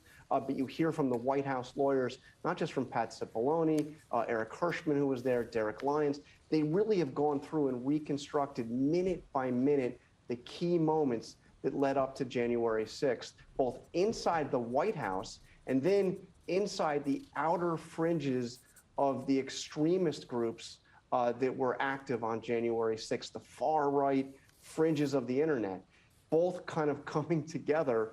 That's the point of this hearing. And John, this person who used to work for Twitter, they disguised the voice, talking about had this been any other individual, they would have been banned from Twitter long before the former president was. But this former employee of Twitter testifying before the committee while being questioned by the committee, that they could see the very real-time reaction to people on Twitter that took a few of the president's words and certainly ran with them. They could see what was happening. They could see the impact that the president's tweet was having and how it was reverberating throughout these extremist groups. But David, I think that Dan raises a very important point here, which is you see the way the president's words lit the fuse, activated these groups, sent them to Washington, D.C. They thought they were acting on the president's orders. What we still haven't seen yet, and this will be interesting to see where the committee goes, is any direct link between the president's inner circle and the leadership of these organizations. So we know that they were inspired by the president's words. They were acting in many ways on the president's words, especially in that tweet, but not just that tweet. What will be interesting to see is what the committee is able to come up with, if they are able to come up with something more direct, not just being inspired by what the president was saying, but being directed or coordinating with either the president or anybody in his inner circle. John Carl, our thanks to you watching this live right along with us. Obviously, there is a bit of a delay in that hearing room. We believe there might be some sort of technical reason behind the scenes. Obviously, we'll report that out just as soon as we have the information. I want to bring in our Republican contributor, Sarah Isgur, formerly with the Trump Justice Department. And Sarah, I'm curious, as you watch this play out, the first half of this, how significant to you is this testimony from Pat Cipollone, who waited so long before he decided to actually answer questions from the committee, what you heard from him today? Well, the committee is really trying to focus on three very different issues here: the political ramifications of January 6th, the moral ramifications of an American president trying to stay in power after election, and then, of course, the legal ramifications that you and John Carl were just discussing, what that incitement means when the president tweets something out and followers then commit violence. How responsible is he legally for that? Pat Cipollone's testimony in some ways goes to all three. I think we'll hear a lot more of what Pat Cipollone said during those many, many hours that we know he sat. There's lots of questions over what he said in relation to what Cassidy Hutchinson testified to last week. I think we'll hear more about that as well. But definitely Pat Cipollone, a real key to what happened minute to minute on January 6th and the lead up to it, what the president knew, what he intended to happen that day. You know, when we've heard, for instance, about the draft executive order to have the Department of Defense seize the voting machines that was brought to him by Rudy Giuliani and Sidney Powell. Pat Cipollone is there for all of it. Sarah, our thanks to you. I want to bring in Heidi Heitkamp, former Democratic Senator in North Dakota, of course. And Heidi, what did you make of what you've heard in the first part of this hearing today? Obviously, they finally got Pat Cipollone to talk. And one of the key questions, you know, Sarah addressed this, he is crucial on multiple fronts. But one of the key questions going into the hearing was, would he corroborate anything that we heard in that explosive testimony from Cassidy Hutchinson? And he described that wild day in the West Wing, those meetings the president took on December 18th that went into the wee hours of the morning, and then that instrumental tweet as the committee's trying to lay out. What did you make of what you heard today? Well, I think it's devastating to the former president. And, you know, these events, we're covering them a lot like a trial, but they really are a political event. And I think the president, the former president, sees his popularity waning. And it's no small amount of publicity that he's getting here in terms of his unwillingness to see a rational argument when it's presented to him. And so I think that politically, and that's the way I look at these hearings, I think this has been devastating to the former president. Whether it's going to have an effect, I think, David, on the midterms, I think remains to be seen. But as people still stand fast with the former president, I think that there's going to be a need eventually for the party and for people like Kevin McCarthy to start distancing themselves. These are devastating revelations about the president's behavior. And I think Liz Cheney tried to get at that point that this is not someone who was duped. This is somebody who was leading the charge for an insurrection. Quick question to you, Heidi, as they enter the room again, preparing to gavel back in. Just a quick question. You've run hard-fought campaigns yourself. Did they illustrate with that video montage today the power of all of these voices that so many Americans are unaware are even out there, but have extraordinary influence? I mean, I think that the committee has done such an amazing job with volumes and volumes of material to tell the narrative. But again, I think their narrative is a political narrative. It's going to be up to the Justice Department. I agree with Dan. I think everything, as a former prosecutor myself, everything that I've heard, I think it would be a very tough indictment to get. But I also think it would be a tough way. I think it would be very, very difficult, knowing what we know right now, to see an indictment of this president.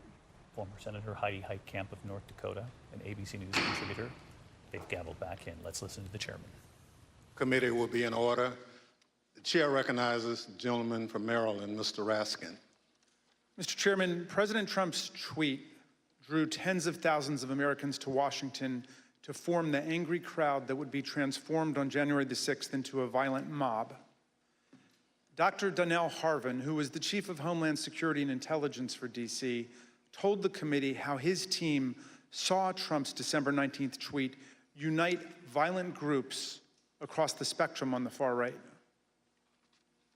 We got derogatory information from OSINT suggesting that some very, very violent individuals were organizing to come to D.C. And not only were they organizing to come to D.C., but they were these groups, these non-aligned groups were aligning. And so all the red flags went up at that point. You know, when you have armed militia, you know, collaborating with white supremacy groups, collaborating with conspiracy theory groups online, all toward the common goal, you start seeing what we call in you know, terrorism, a blended ideology, and that's a very, very bad sign. Then when they were clearly across, not just across one platform, but across multiple platforms of these groups coordinating, not just like chatting, hey, how's it going? You know, what's the weather like where you're at? But like, what are you bringing? What are you wearing? You know, where do we meet up? Do you have plans for the Capitol? That's operational. That's like pre-operational intelligence, right? And that is something that's clearly alarming. The Proud Boys and the Oath Keepers are two key groups that responded immediately to President Trump's call. The Proud Boys are a far-right street-fighting group that glorifies violence and white supremacy. The Oath Keepers are extremists who promote a wide range of conspiracy theories and sought to act as a private paramilitary force for Donald Trump. The Department of Justice has charged leaders of both groups with seditious conspiracy to overthrow the government of the United States on January the 6th. Trump's December 19th tweet motivated these two extremist groups, which have historically not worked together to coordinate their activities. December 19th at 10:22 a.m., just hours after President Trump's tweet, Kelly Meggs, the head of the Florida Oath Keepers, declared an alliance among the Oath Keepers, the Proud Boys, and the Florida Three Percenters, another militia group. He wrote, "We have decided to work together and shut this shit down." Phone records obtained by the Select Committee show that later that afternoon, Mr. Meggs called Proud Boys leader Enrique Tarrio, and they spoke for several minutes. The very next day, the Proud Boys got to work. The Proud Boys launched an encrypted chat called the Ministry of Self-Defense. The committee obtained hundreds of these messages, which show strategic and tactical planning about January the 6th, including maps of Washington, D.C. that pinpoint the location of police. In the weeks leading up to the attack, leaders in both the Proud Boys and the Oath Keepers worked with Trump allies. One such ally was Lieutenant General Michael Flynn, Trump's former national security advisor and one of the participants in the unhinged meeting at the White House on December 18th. He also had connections to the Oath Keepers. This photo from December 12th shows Flynn and Patrick Byrne, another Trump ally who was present at that December 18th meeting, guarded by indicted Oath Keeper Roberto Minuta. Another view of the scene shows Oath Keepers leader Stuart Rhodes in the picture as well. Another central figure with ties to this network of extremist groups was Roger Stone, a political consultant and longtime confidant of President Trump. He pardoned both Flynn and Stone in the weeks between the election on November 3rd and January 6th. In the same time frame, Stone communicated with both the Proud Boys and the Oath Keepers regularly. The committee obtained encrypted content from a group chat called Friends of Stone, FOS, which included Stone, Rhodes, Tarrio, and Ali Alexander. The chat focused on various pro-Trump events in November and December of 2020, as well as January 6th. As you can see here, Stuart Rhodes himself urged the Friends of Stone to have people go to their state capitals if they cannot make it to Washington for the first Million MAGA March on November 14th. These friends of Roger Stone had a significant presence at multiple pro-Trump events after the election, including in Washington on December the 12th. On that day, Stuart Rhodes called for Donald Trump to invoke martial law, promising bloodshed if he did not. He needs to know from you that you are with him, that he does not do it now while he is commander-in-chief. We're going to have to do it ourselves later in a much more desperate, much more bloody war. Let's get it on now while he is still the commander-in-chief. Hooah! That night, the Proud Boys engaged in violence on the streets of Washington and hurled aggressive insults at the police. You oath breakers! Do your fucking job! Give us 1 hour! 1 hour! Just the previous night, the co-host of InfoWars issued an ominous warning at a rally alongside Roger Stone and Proud Boys leader Enrique Tarrio.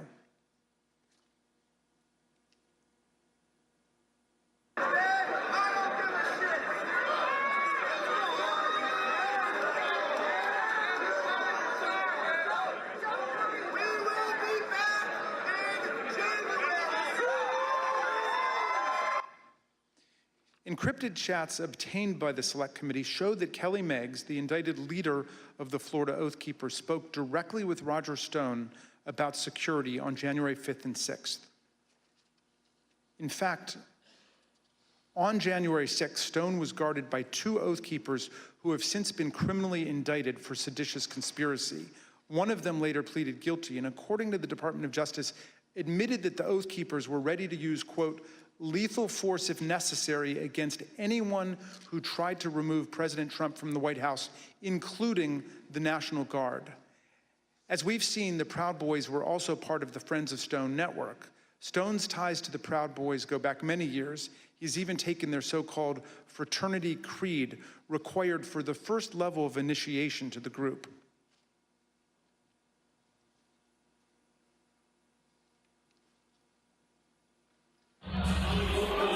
Hi, I'm Roger Stone. I'm a Western chauvinist. I refuse to apologize for creating modern law. Thank you, Roger.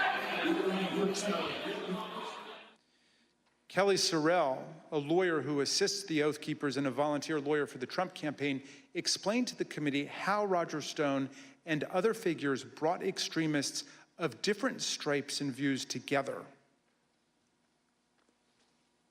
You mentioned that Mr. Stone wanted to start the Stop the Steal series of rallies. Who did you consider the leader of these rallies? It sounds like, from what you just said, it was Mr. Stone, Mr. Jones, and Mr. Ali Alexander. Is that correct? Those are the ones that became like the center point for everything. We'll learn more from Ms. Murphy about these individuals and their involvement in the days leading up to the violent attack on January 6th.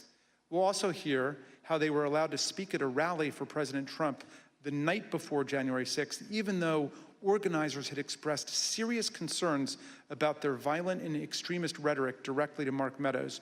And you'll hear testimony from White House aides who were with the president as he watched the crowd from the Oval Office and will testify about how excited he was for the following day. Let me note now that our investigation continues on these critical issues. We have only shown a small fraction of what we have found. I look forward to the public release of more of our findings later, Mr. Chairman, and I now yield back. Gentleman yields back. Chair recognizes the gentlewoman from Florida, Ms. Murphy. During our most recent hearing, the committee showed some evidence of what President Trump, Chief of Staff Mark Meadows, and other White House officials knew about the potential for violence on January 6th. And despite this information, they made no effort to cancel the rally, halt the march to the Capitol, or even to lower the temperature among President Trump's supporters. Katrina Pearson, one of the organizers of January 6th rally and a former campaign spokeswoman for President Trump, grew increasingly apprehensive after learning that multiple activists had been proposed as speakers for the January 6th rally. These included some of the people we discussed earlier in this hearing. Roger Stone, a longtime outside advisor to President Trump. Alex Jones, the founder of the conspiracy theory website InfoWars.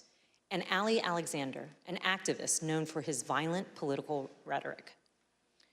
On December 30th, Ms. Pearson exchanged text messages with another key rally organizer about why people like Mr. Alexander and Mr. Jones were being suggested as speakers at the president's rally on January 6th. Ms. Pearson's explanation was POTUS, and she remarked that the president likes the crazies. The committee asked Ms. Pearson about these messages, and this is what she said. So when you said that he likes the crazies, were you talking about President Trump? Yes, I was talking about President Trump. He loved people who viciously defended him in public. But consistent in terms of the support for these people, at least with what the president likes, from what you could tell. Yes, the people that would be very, very vicious and publicly defending him. On January 2nd, Ms. Pearson's concerns about the potential rally speakers had grown serious enough that she reached out to Mr. Meadows directly. She wrote, "Good afternoon.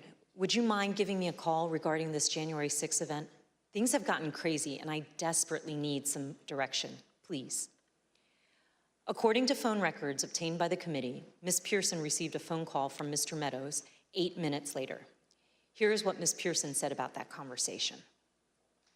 So what specifically did you tell him, though, about other events? Just that there were a bunch of entities coming in. Some were very suspect, but they're going to be on other stages, some on other days. A very, very brief overview of what was actually happening and why I raised the red flags. And when you told him that people were very suspect, did you tell him what you meant by that, or what did you convey to him about what your the problems with these folks? I think I even texted him some of my concerns, but I did briefly go over some of the concerns that I had raised to everybody with Alex Jones or Ollie Alexander and some of the rhetoric that they were doing. I probably mentioned to him that they had already caused trouble at other capitals or at the previous event, the previous march that they did for protesting, and I just had a concern about it. Ms. Pearson was especially concerned about Ollie Alexander and Alex Jones because in November 2020, both men and some of their supporters had entered the Georgia state capitol to protest the results of the 2020 election. Ms. Pearson believed that she mentioned this to Mark Meadows on this January 2nd call. Notably, January 2nd is the same day on which, according to Cassidy Hutchinson, Mr. Meadows warned her of that things might get real bad on January 6th. After her January 2nd call with Mr. Meadows, Katrina Pearson sent an email to fellow rally organizers. She wrote, "POTUS expectations are to have something intimate at the Ellipse and call on everyone to march to the Capitol." President's own documents suggest that the president had decided to call on his supporters to go to the Capitol on January 6th, but that he chose not to widely announce it until his speech on the Ellipse that morning. The committee has obtained this draft, undated tweet from the National Archives. It includes a stamp stating, "President has seen." The draft tweet reads, "I will be making a big speech at 10 a.m. on January 6th at the Ellipse, south of the White House. Please arrive early, massive crowds expected. March to the Capitol after. Stop the steal." Although this tweet was never sent, rally organizers were discussing and preparing for the march to the Capitol in the days leading up to January 6th. This is a January 4th text message from a rally organizer to Mike Lindell, the MyPillow CEO. The organizer says, "This stays between us. We're having a second stage at the Supreme Court again after the Ellipse. POTUS is going to have us march there / the Capitol. It cannot get out about the second stage because people will try and set up another and sabotage it. It can also not get out about the march because I will be in trouble with the National Park Service and all the agencies. But POTUS is going to just call for it, quote, unexpectedly." The end of the message indicates that the president's plan to have his followers march to the Capitol was not being broadly discussed. And then on the morning of January 5th, Ollie Alexander, whose firebrand style concerned Katrina Pearson, sent a similar text to a conservative journalist. Mr. Alexander said, "Tomorrow, Ellipse, then U.S. Capitol. Trump is supposed to order us to the Capitol at the end of his speech, but we will see." President Trump did follow through on his plan, using his January 6th speech to tell his supporters to march to the Capitol on January 6th. The evidence confirms that this was not a spontaneous call to action, but rather was a deliberate strategy decided upon in advance by the president.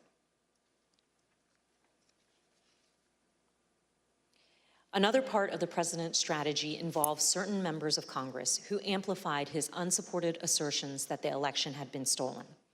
In the weeks after the election, the White House coordinated closely with President Trump's allies in Congress to disseminate his false claims and to encourage members of the public to fight the outcome on January 6th. We know that the president met with various members to discuss January 6th well before the joint session. The president's private schedule for December 21st, 2020 shows a private meeting with Republican members of Congress.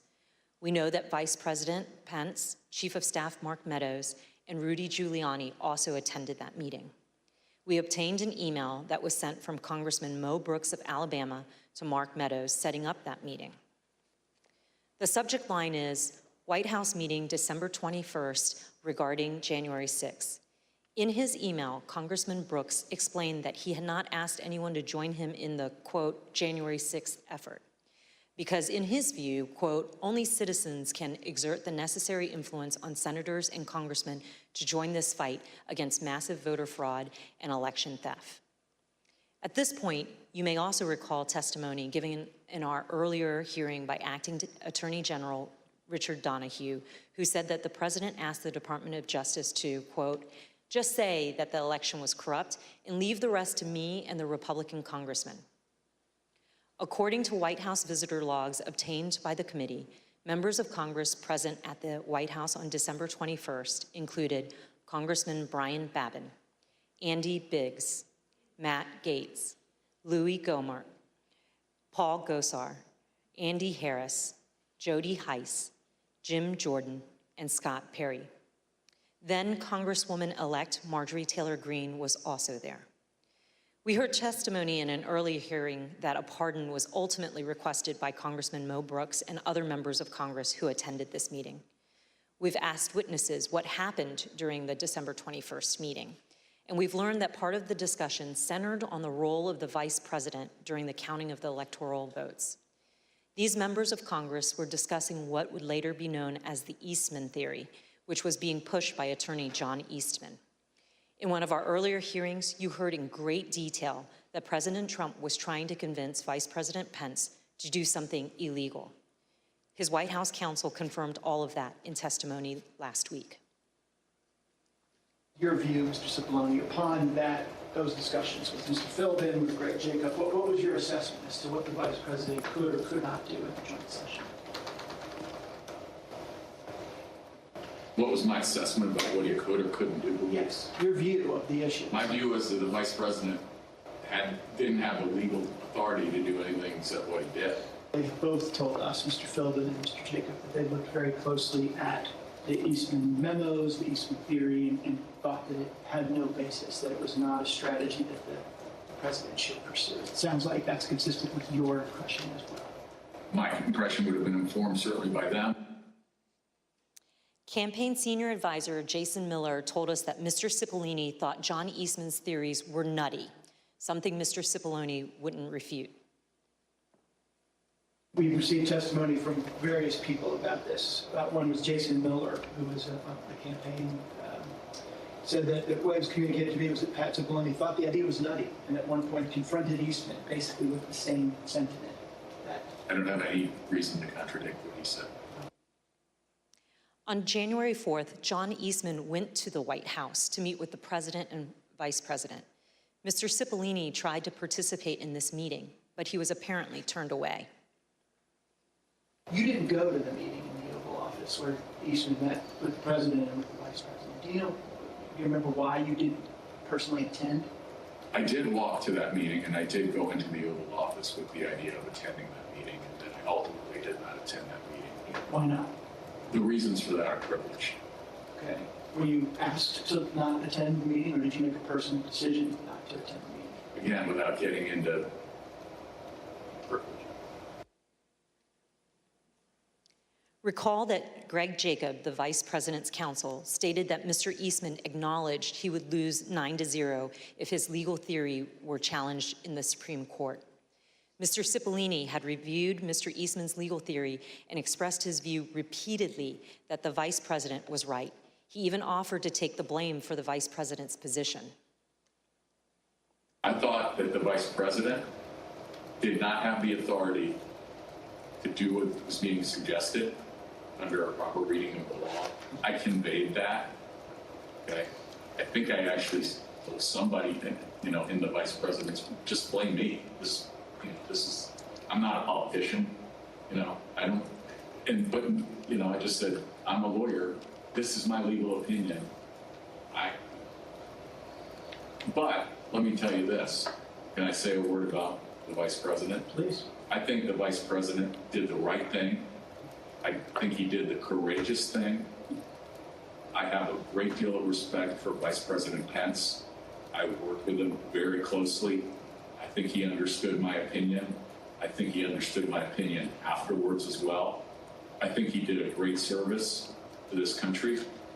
And I think I I suggested to somebody that he should be given the Presidential Medal of Freedom for his actions. Earlier this year, a federal district court judge concluded that President Trump and Mr. Eastman, relying on Mr. Eastman's theory, more likely than not violated multiple federal criminal laws in their pressure campaign against the vice president.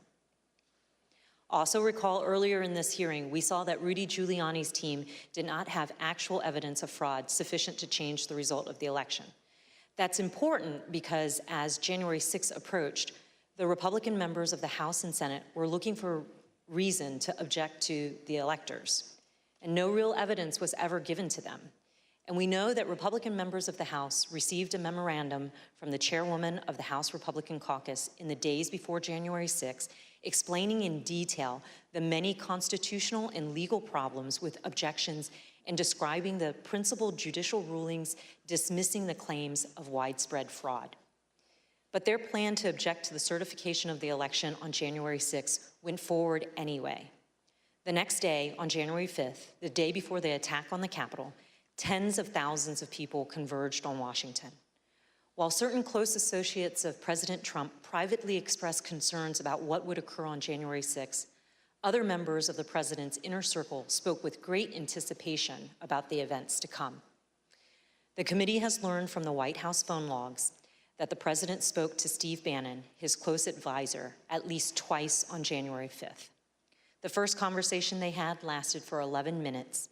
Listen to what Mr. Bannon said that day after the first call he had with the president.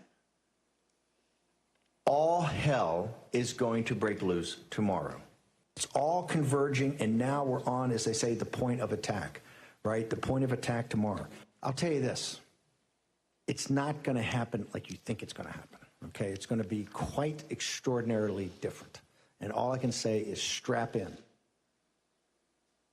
From those same phone logs, we know that the president and Mr. Bannon spoke again on the phone that evening, this time for 6 minutes.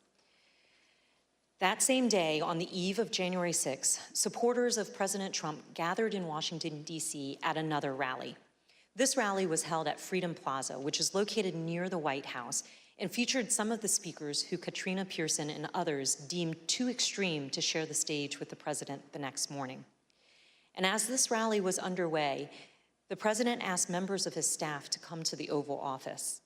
Let's hear from the White House aides who were in the Oval Office that night. I was in the office, in the Oval Office, and he had asked me to open the door so that he could hear. I guess there was a concert or a rap or something going on. Did he say anything other than just open the door? He made a comment. I don't remember specifically what he said, but there was a lot of energy. When we walked in, the staff was kind of standing up and assembled along the wall, and the president was at the desk, and Dan Scavino was on the couch, and the president was dictating a tweet that he wanted Scavino to send out. Then the president started talking about the rally the next day. He had the door of the Oval open to the Rose Garden because you could hear the crowd already assembled outside on the ellipse, and they were playing music, and it was so loud that you could feel it shaking in the Oval. He was in a very good mood, and I say that because he had not been in a good mood for weeks leading up to that, and then it seemed like he was in a fantastic mood that evening. He asked if members of Congress would be with him tomorrow. And what do you understand by meaning voting in his favor as opposed to physically with him or anything like that? Yeah, I took that to mean not voting to certify the election. Then he did look to the staff and ask for ideas of how, if I recall, he said that we could make the rhinos do the right thing, is the way he phrased it. And no one spoke up initially because I think everyone was trying to process what that he meant by that. The president was making notes then, talking then about we should go up to the Capitol. What's the best route to go to the Capitol? I said he should focus on policy accomplishments. I didn't mention What was his response? He acknowledged that and said we've had a lot, something along those lines, but then he fairly quickly moved to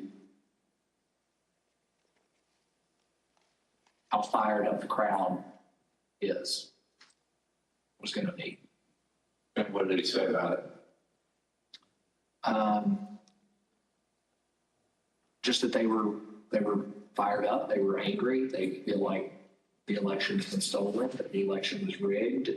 Did he give any indication of how he knew that the crowd was fired up or angry? He continued to reference being able to hear them outside. Through the open door of the Oval Office, the president could hear the sound of the crowd and the music at the rally at the Freedom Plaza. And these are some of the things that they were saying there at the plaza, just blocks from where the president sat that evening, excited for the next day. This is nothing less than an epic struggle for the future of this country between dark and light, between the godly and the godless, between good and evil. And we will win this fight, or America would step off into 1,000 years of darkness. Tomorrow, trust me, the American people that are standing on the soil that we are standing on tonight, and they're going to be standing on this soil tomorrow, this is soil that we have fought for, and we will fight for in the future. The members of Congress, the members of the House of Representatives, the members of the United States Senate, those of you who are feeling weak tonight, those of you that don't have the moral fiber in your body, get some tonight, because tomorrow we the people are going to be here, and we want you to know that we will not stand for a lie. We will not stand for a lie. I want them to know that 1776 is always an option.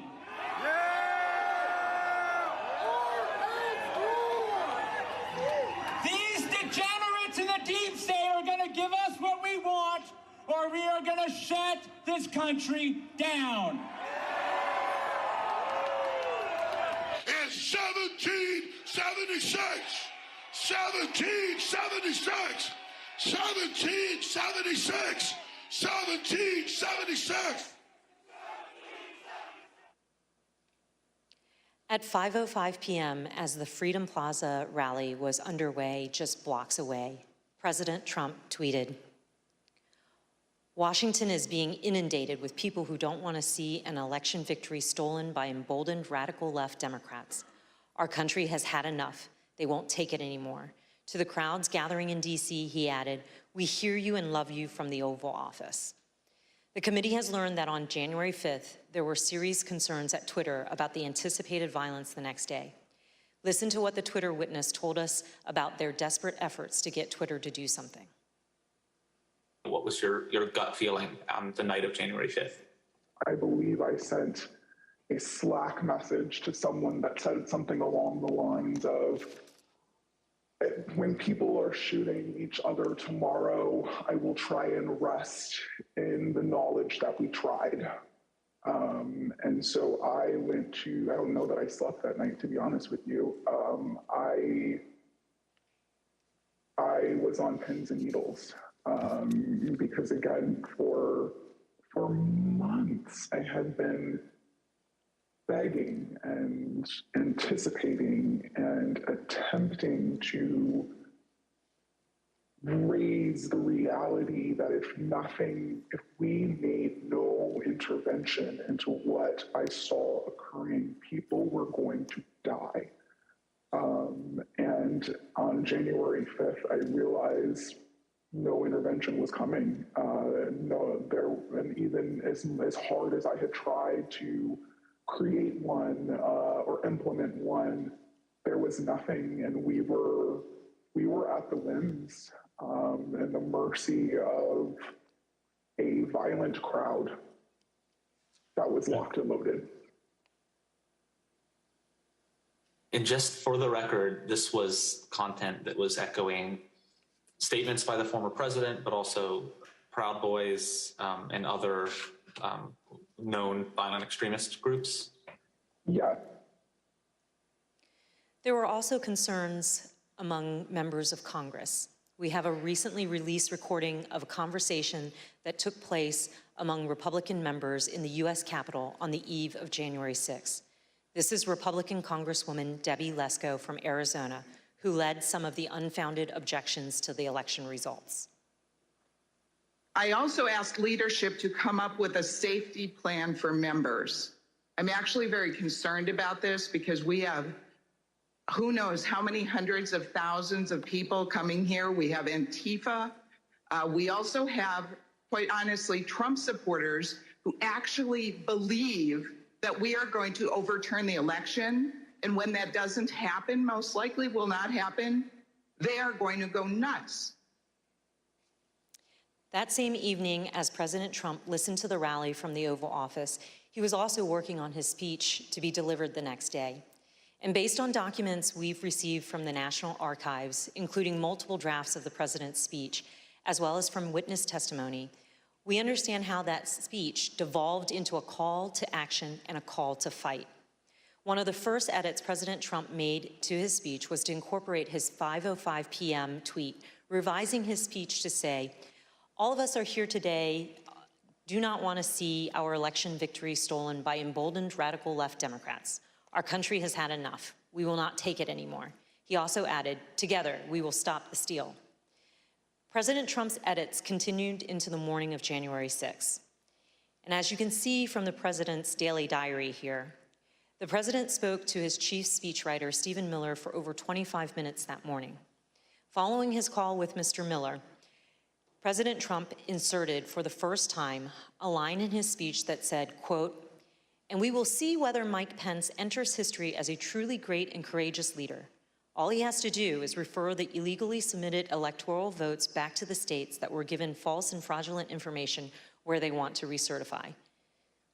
No prior version of this speech had referenced Vice President Pence or his role during the joint session on January 6th.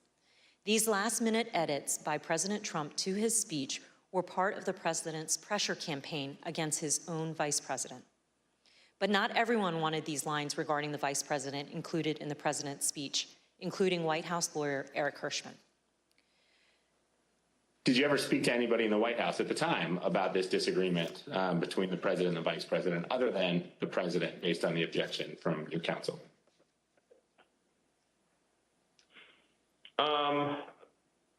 Maybe had a brief conversation about it with Eric Hirschman.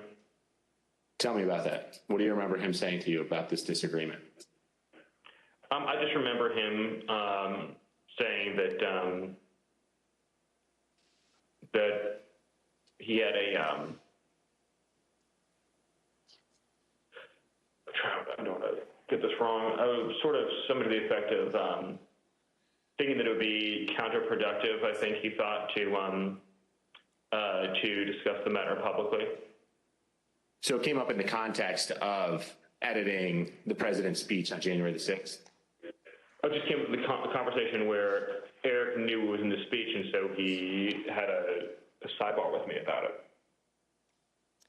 And so the speechwriters took that advice and removed the lines about Vice President Pence. And later that morning at 11:20 a.m., President Trump had a phone call with the vice president. And as the committee detailed in an earlier hearing, that phone call was, by all accounts, tense and heated.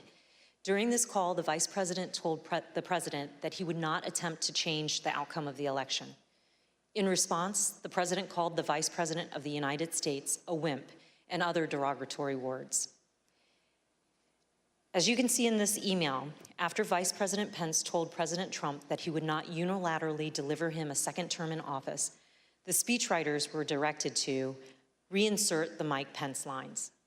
Here is how one of the speechwriters described President Trump's last-minute change to the speech.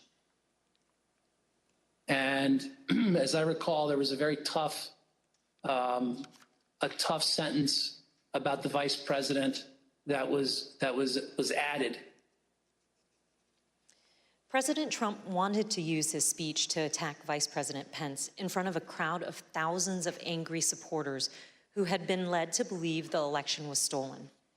When President Trump arrived at the Ellipse to deliver his speech, he was still worked up from his call with Vice President Pence. And although Ivanka Trump would not say so, her chief of staff gave the committee some insight into the president's frustration. It's been reported that you ultimately decided to attend the rally because you hoped that you would. Is that accurate? No, I don't know who said that or where that came from. What did she share with you about why it was concerning that her father was upset or agitated after that call with Vice President Pence in relation to the Ellipse rally? Why did that matter? Why did he have to be calmed down, I should say? Well, she shared that he had called the vice president a not an expletive word. I think that bothered her, and I think she could tell based on the conversations and what was going on in the office that he was angry and upset, and people were providing misinformation. And she felt like she might be able to help calm this situation down, at least before he went on to stage. The president did go on stage, and then he gave the speech that he wanted to give. It included the formal changes he had requested the night before and in that morning, but also many important last-minute ad-lib changes. A single scripted reference in the speech to Mike Pence became 8. A single scripted reference to rally-goers marching to the Capitol became 4, with President Trump ad-libbing that he would be joining the protesters at the Capitol. Added throughout his speech were references to fighting and the need for people to have courage and to be strong. The word peacefully was in the staff-written script and used only once. Here are some of these ad-lib changes that the president made to his speech. Because you'll never take back our country with weakness. You have to show strength, and you have to be strong. So I hope Mike has the courage to do what he has to do. And I hope he doesn't listen to the rhinos and the stupid people that he's listening to. We fight like hell. And if you don't fight like hell, you're not going to have a country anymore. But we're going to try and give our Republicans, the weak ones, because the strong ones don't need any of our help, we're going to try and give them the kind of pride and boldness that they need to take back our country. So let's walk down Pennsylvania Avenue. White House counsel Pat Cipollone and his deputy did not attend the speech, and they were concerned that the statements in the speech about the election were false. In fact, the message that President Trump delivered that day was built on a foundation of lies. He lied to his supporters that the election was stolen. He stoked their anger. He called for them to fight for him. He directed them to the U.S. Capitol. He told them he would join them, and his supporters believed him, and many headed towards the Capitol. As a result, people died. People were injured. Many of his supporters' lives will never be the same. President Trump's former campaign manager, Brad Parscale, recognized the impact of the speech immediately. And this is what he said on January 6 in excerpts from text messages to Katrina Pearson. Mr. Parscale said, quote, "This is about Trump pushing for uncertainty in our country, a sitting president asking for civil war." And then when he said, "This week I feel guilty for helping him win," Katrina Pearson responded, "You did what you felt right at the time, and therefore it was right." Mr. Parscale added, "Yeah, but a woman is dead. And yeah, if I was Trump and I knew my rhetoric killed someone." When Ms. Pearson replied, "It wasn't the rhetoric," Mr. Parscale said, "Katrina, yes, it was." Thank you, Mr. Chairman. I yield back. Gentlelady yields back. We're joined today by Mr. Jason Van Tavenhove and Mr. Stephen Ayers. Mr. Tavenhove is an artist and journalist. He's a former spokesman of the Oath Keepers and a former close associate of Elmer Stewart Rhodes, the founder and president of the Oath Keepers, who has been charged with seditious conspiracy in relation to the Capitol attack. Mr. Van Tatenhove broke with the Oath Keepers and has since spoken out forcefully against the violent group. Mr. Ayers is a former supporter of President Trump.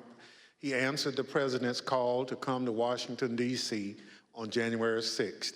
He marched to the Capitol on the president's orders.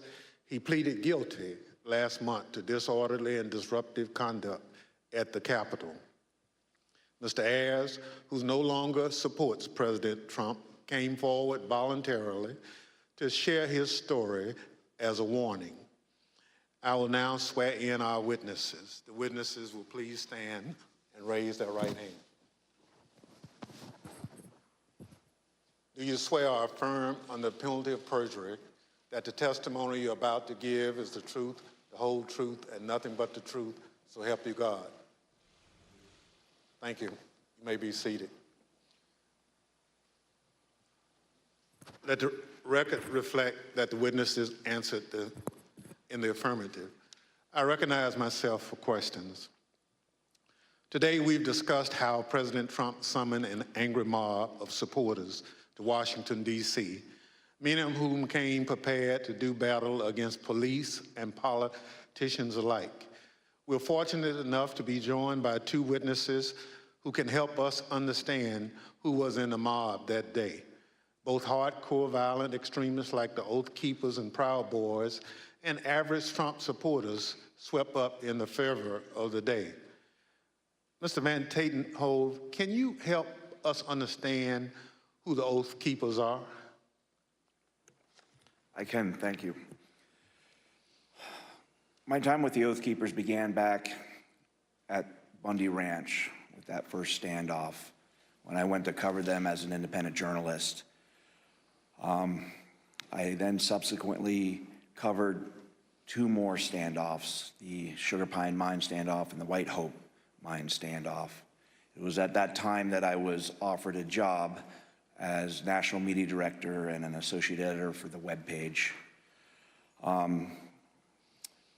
So I spent a few years with the Oath Keepers, and I can tell you that they may not like to call themselves a militia, but they are. They're a violent militia, and they are largely Stewart Rhodes. And I think, rather than try to use words, I think the best illustration for what the Oath Keepers are happened January 6th, when we saw that stacked military formation going up the stairs of our Capitol.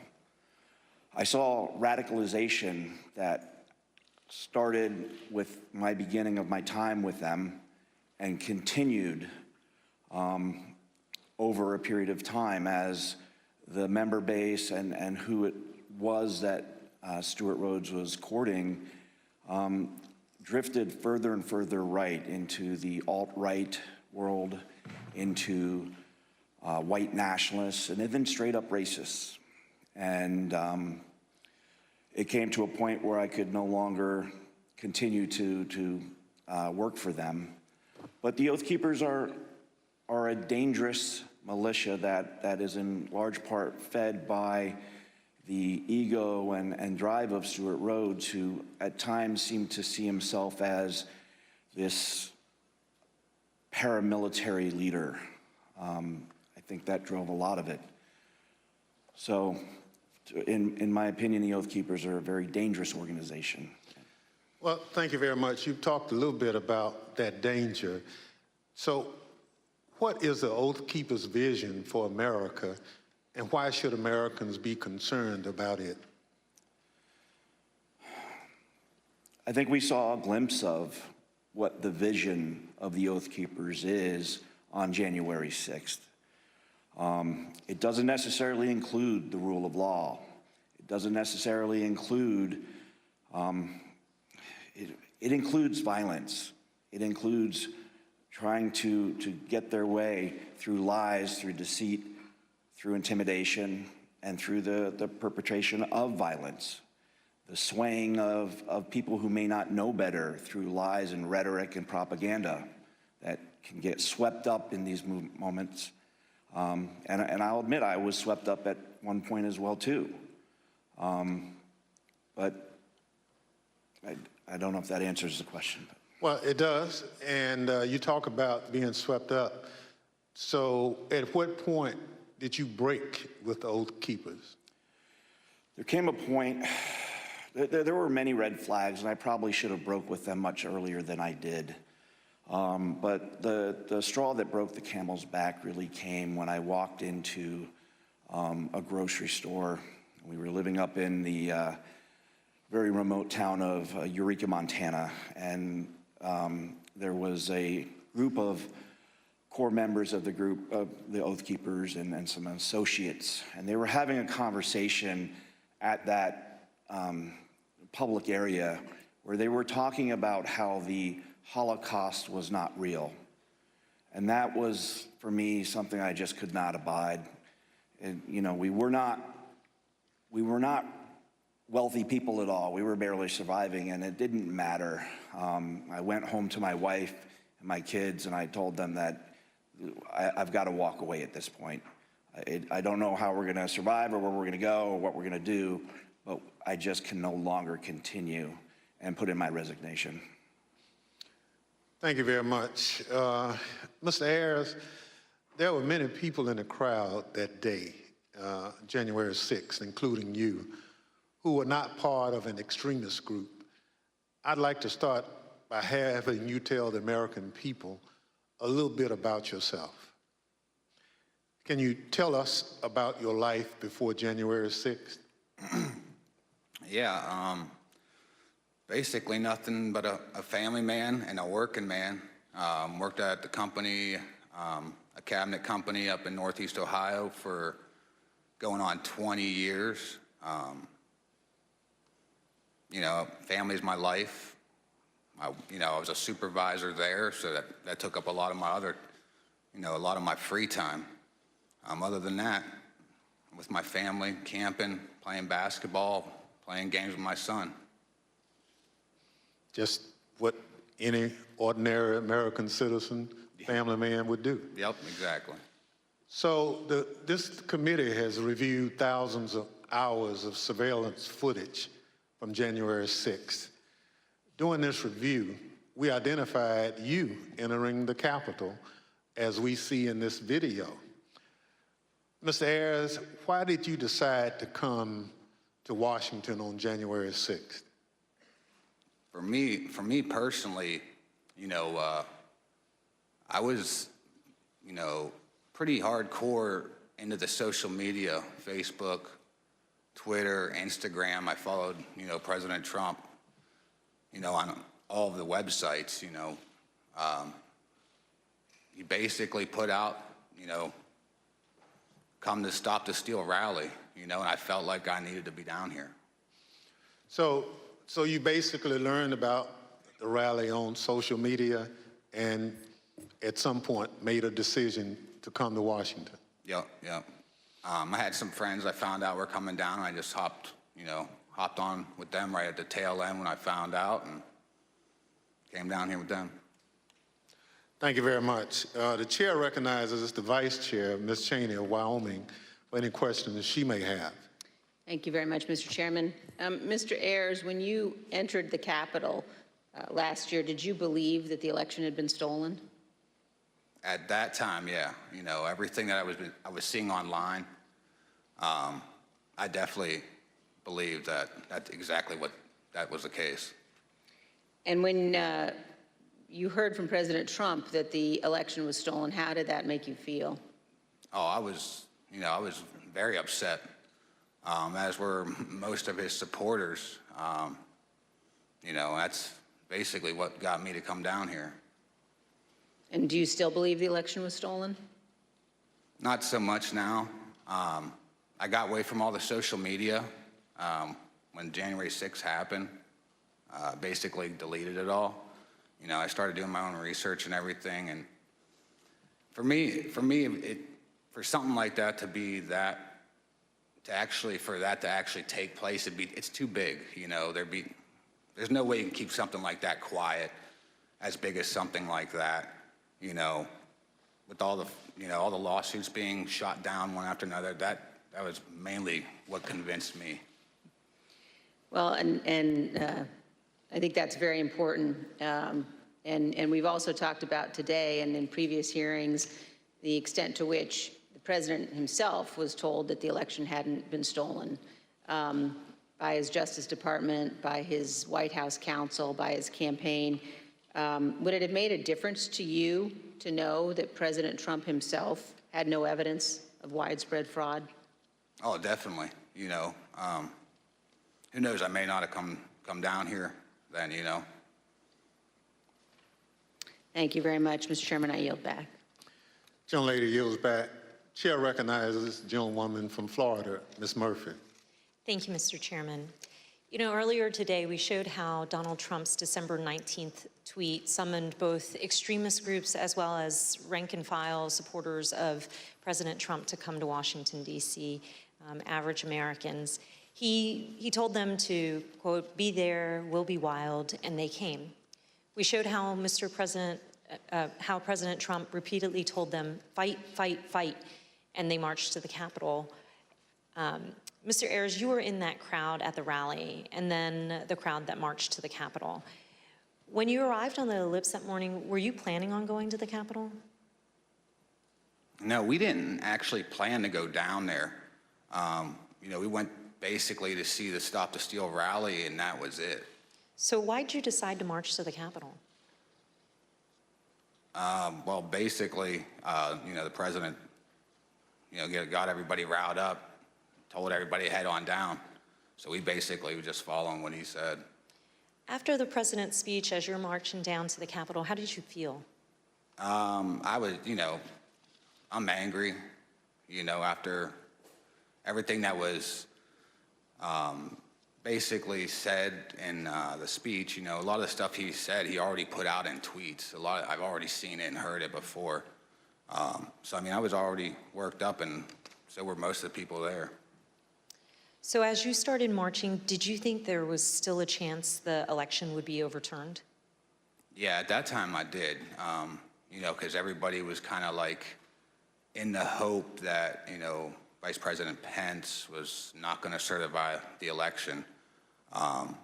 Also the whole time on our way down there, we kept hearing about this big reveal I remember us talking about, and we kind of thought maybe that was it. So that hope was there. Did you think that the president would be marching with you? Yeah, I think everybody thought he was going to be coming down. He said in his speech, kind of like he's going to be there with us. So, I think I believed it. I understand. We know that you illegally entered the Capitol that afternoon and then left the Capitol area later on. What made you decide to leave? Basically, when President Trump put his tweet out, we literally left right after that come out. To me, if he would have done that earlier in the day, 1:30, we wouldn't be in this, maybe we wouldn't be in this bad of a situation or something. Thank you. Mr. Chairman, I yield back.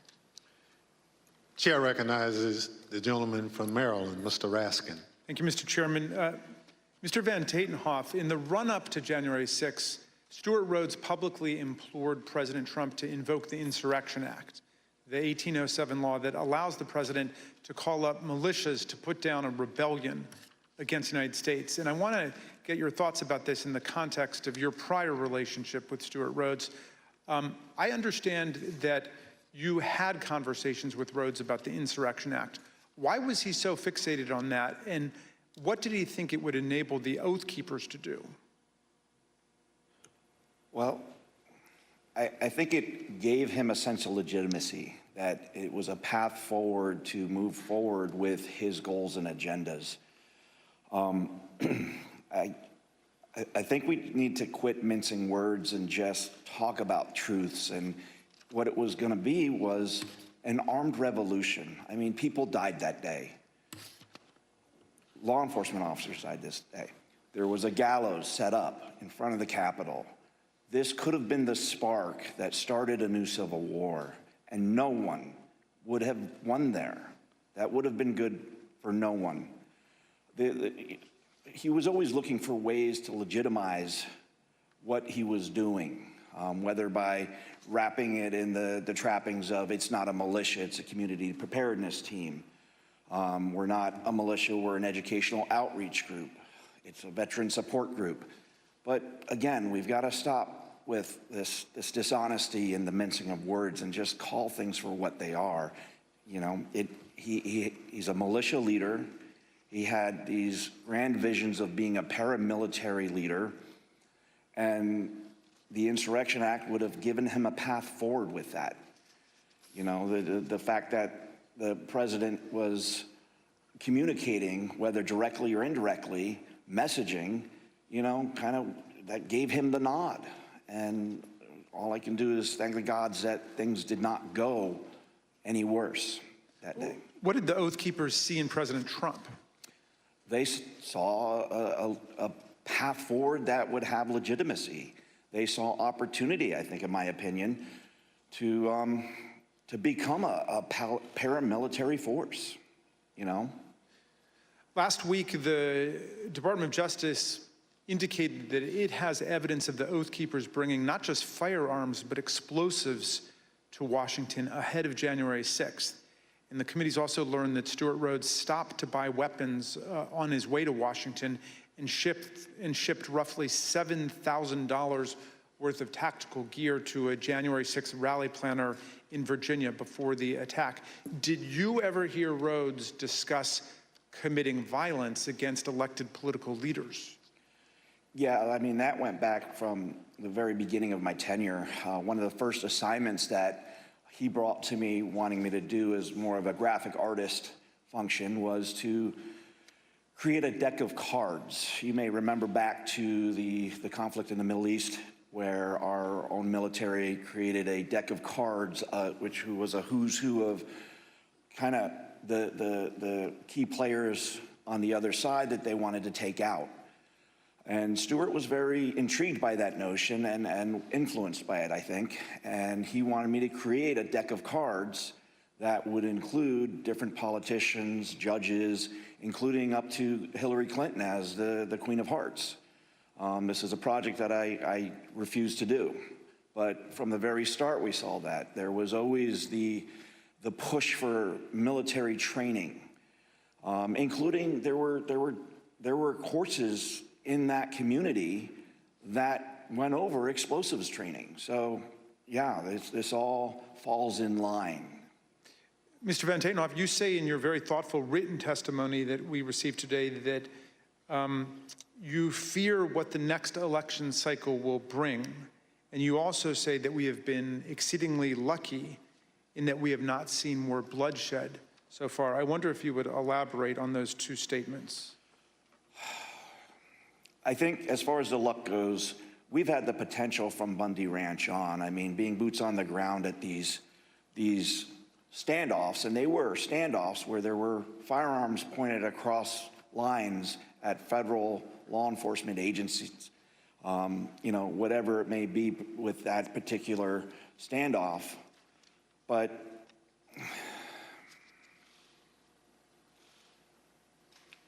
I think we've gotten exceedingly lucky that more bloodshed did not happen because the potential has been there from the start. And we got very lucky that the loss of life was, and as tragic as it is, that we saw on January 6th, the potential was so much more. Again, all we have to look at is the iconic images of that day with the gallows set up for Mike Pence, for the Vice President of the United States. You know, and I do fear for this next election cycle because who knows what that might bring. If a president that's willing to try to instill and encourage to whip up a civil war amongst his followers using lies and deceit and snake oil, and regardless of the human impact, what else is he going to do if he gets elected again? All bets are off at that point. And that's a scary notion. I have 3 daughters. I have a granddaughter. And I fear for the world that they will inherit if we do not start holding these people to account. Thank you for your testimony, Mr. Van Tatenhoff. Mr. Ayers, I first want to ask you about what finally caused you to leave on January the 6th. We know that the medieval-style combat with our police, the occupation of the building, this was going on for several hours until the president issued at 4:17 a tweet, I believe, that included a video telling people to go home. Did you see that, and did that have any effect on what you were doing? Well, when we were there, as soon as that come out, everybody started talking about it, and it seemed like it started to disperse, some of the crowd. Obviously, once we got back to the hotel room, we seen that it was still going on, but it definitely dispersed a lot of the crowd. And did you leave at that point? Yeah, we did. Yeah, we left. So, in other words, that was the key moment when you decided to leave, when President Trump told people to go home. Yeah, yep. We left right when that come out. You were not a member of an organized group like the Oath Keepers or the Proud Boys, as most of the crowd wasn't. I wonder, on January 6th, was it your view that these far-right groups like the Oath Keepers and Proud Boys and 3%ers and others were on your side? Did you have any reservations about marching with them and rallying with them? Well, I definitely didn't have a problem. I was probably following them online myself. I thought, hey, they're on our team, good. That's how I kind of looked at it at the time. I didn't have a problem with it. I thought it was a good thing. I'm interested in hearing about what's happened to you since the events of January 6th. You told the vice chair that you no longer believe Trump's big lie about the election, but that's what brought you originally to Washington. Looking back on it now, how do you reflect on the role that you played in the crowd that day, and what is going on in your life? Basically, I lost my job. Since this all happened, pretty much sold my house. So everything that happened with the charges, thank God, a lot of them did get dismissed because I was just holding my phone, but at the same time I was there. So I mean, it definitely, it changed my life, and not for the good, definitely not for the, for the better. Yeah, I mean, that's well, really all I could say. President Trump is still promoting the big lie about the election. How does that make you feel? It makes me mad because I was hanging on every word he was saying. Everything he was putting out, I was following it. I mean, if I was doing it, hundreds of thousands or millions of other people are doing it, or maybe even still doing it. It's like he just said about that. You got people still following and doing that. Who knows what the next election could come out? They could end up being down the same path we are right now. I mean, just don't know. Mr. Ayers, I see that your wife has joined you today, and welcome to Washington. We know this has been very difficult on you both and your family. What lessons, finally, do you want the American people to learn from the way you and your family have suffered as a result of these events? Biggest thing is I consider myself a family man, and I love my country. And I don't think any one man is bigger than either one of those. I think that's what needs to be taken. People dive into the politics, and for me, I felt like I had, like horse blinders on. I was locked in the whole time. Biggest thing for me is take the blinders off, make sure you step back and see what's going on before it's too late. Well, I want to thank you for your testimony and for appearing, both of you, today. And Mr. Chairman, I yield back to you. Gentleman yields back. I want to thank our witnesses for joining us today. The members of the Select Committee may have additional questions for today's witnesses. and we ask that you respond expeditiously in writing to those questions.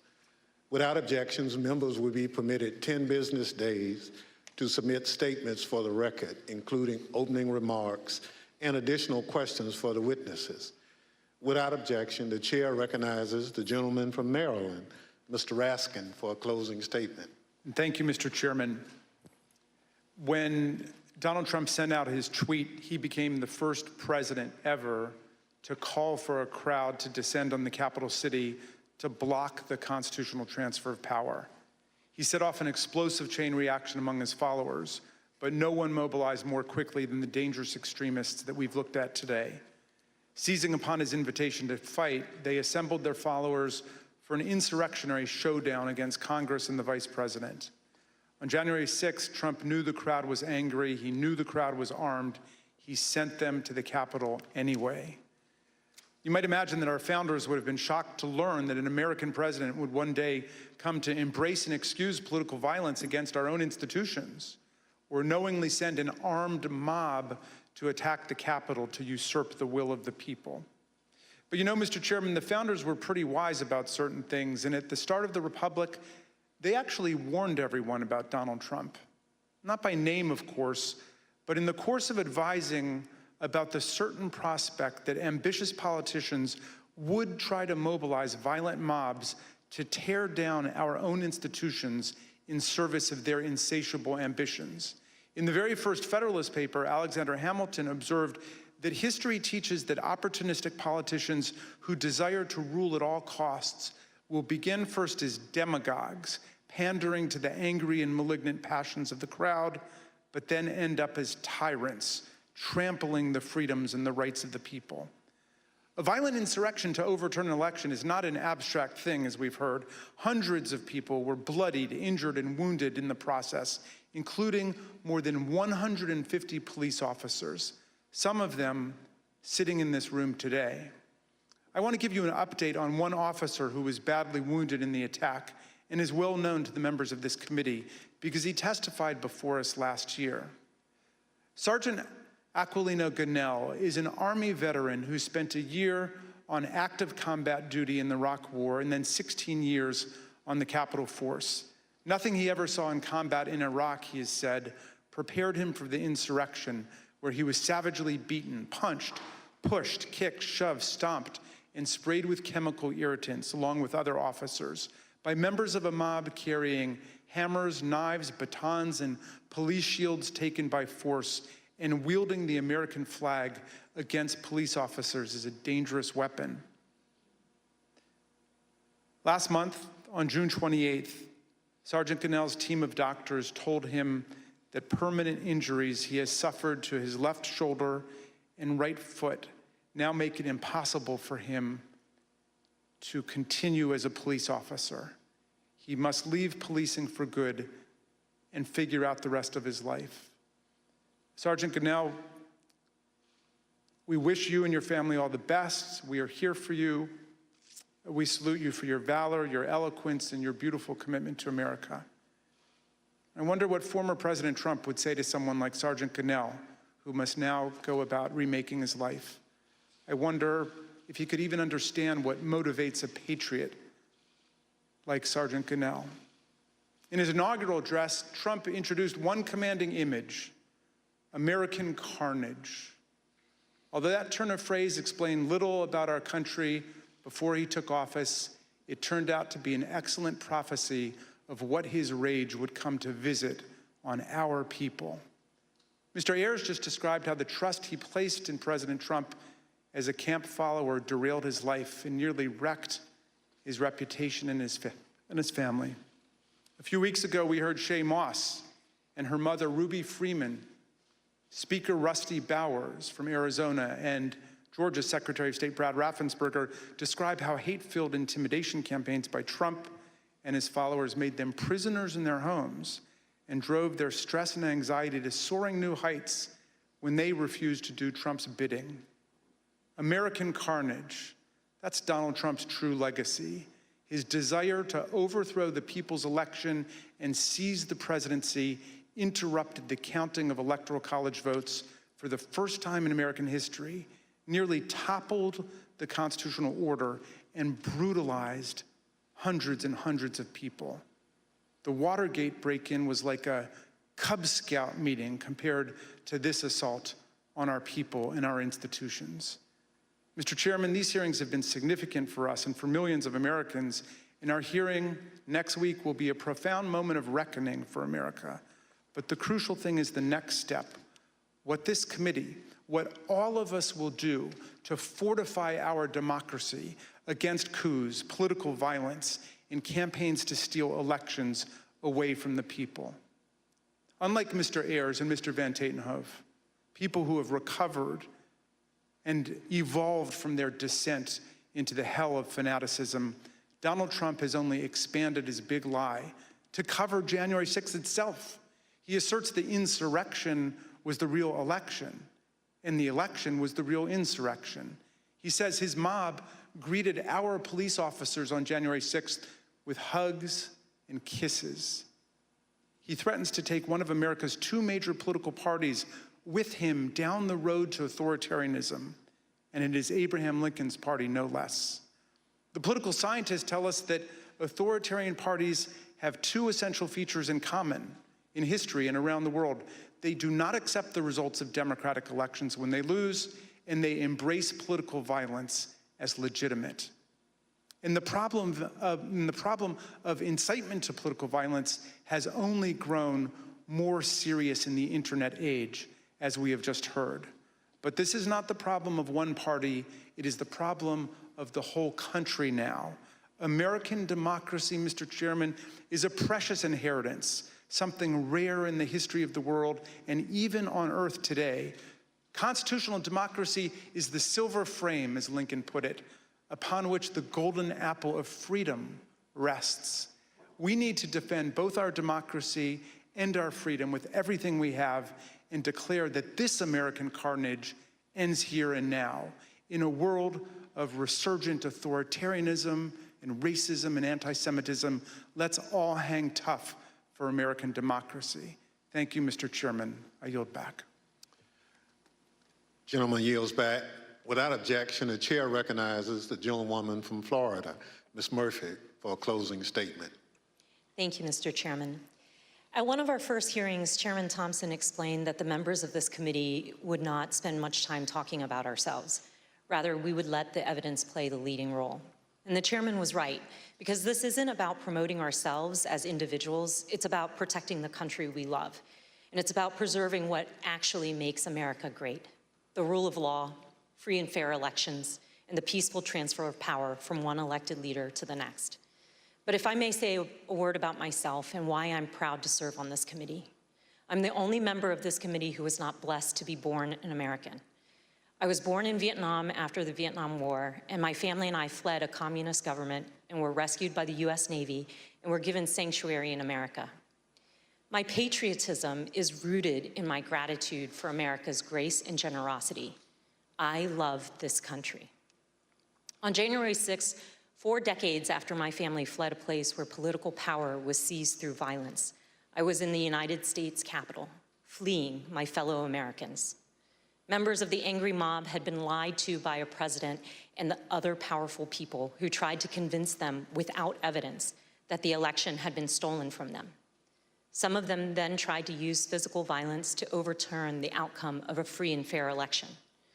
Our committee's overriding objective is to fight fiction with facts, to create a full account for the American people and for the historical record, to tell the truth of what happened and why it happened, to make recommendations so it never happens again, to defend our democracy. To me, there's nothing more patriotic than that. Thank you, Mr. Chairman. I yield back. Gentlelady yields back. Without objection, the chair recognizes the gentlewoman from Wyoming, Ms. Cheney, for a closing statement. Thank you very much, Mr. Chairman. Mr. Chairman, let me put what you have seen today in a broader context. At the very outset of our hearings, we described several elements of President Trump's multi-part plan to overturn the 2020 election. Our hearings have now covered all but one of those elements: an organized campaign to persuade millions of Americans of a falsehood that the 2020 election was stolen by widespread fraud. A corrupt effort to pressure Vice President Pence to refuse to count electoral votes. An effort to corrupt the U.S. Department of Justice. Efforts to pressure state election officials and legislators to change state election results. A scheme to create and submit fake electoral slates from multiple states. And today, you saw how President Trump summoned a mob to Washington for January 6th, and then knowing that that mob was armed, directed that mob to the United States Capitol. Every one of these elements of the planning for January 6th is an independently serious matter. They were all ultimately focused on overturning the election, and they all have one other thing in common. Donald Trump participated in each substantially and personally. He oversaw or directed the activity of those involved. Next week, we will return to January 6th itself. As we have shown in prior hearings, Donald Trump and his legal team, led by Rudy Giuliani, were working on January 6th to delay or halt Congress's counting of electoral votes. The mob attacking and invading the Capitol on that afternoon of January 6th was achieving that result. And for multiple hours, Donald Trump refused to intervene to stop it. He would not instruct the mob to leave or condemn the violence. He would not order them to evacuate the Capitol and disperse. The many pleas for help from Congress did no good. His staff insisted that President Trump call off the attack. He would not. Here are a few of the many things you will hear next week from Mr. Cipollone.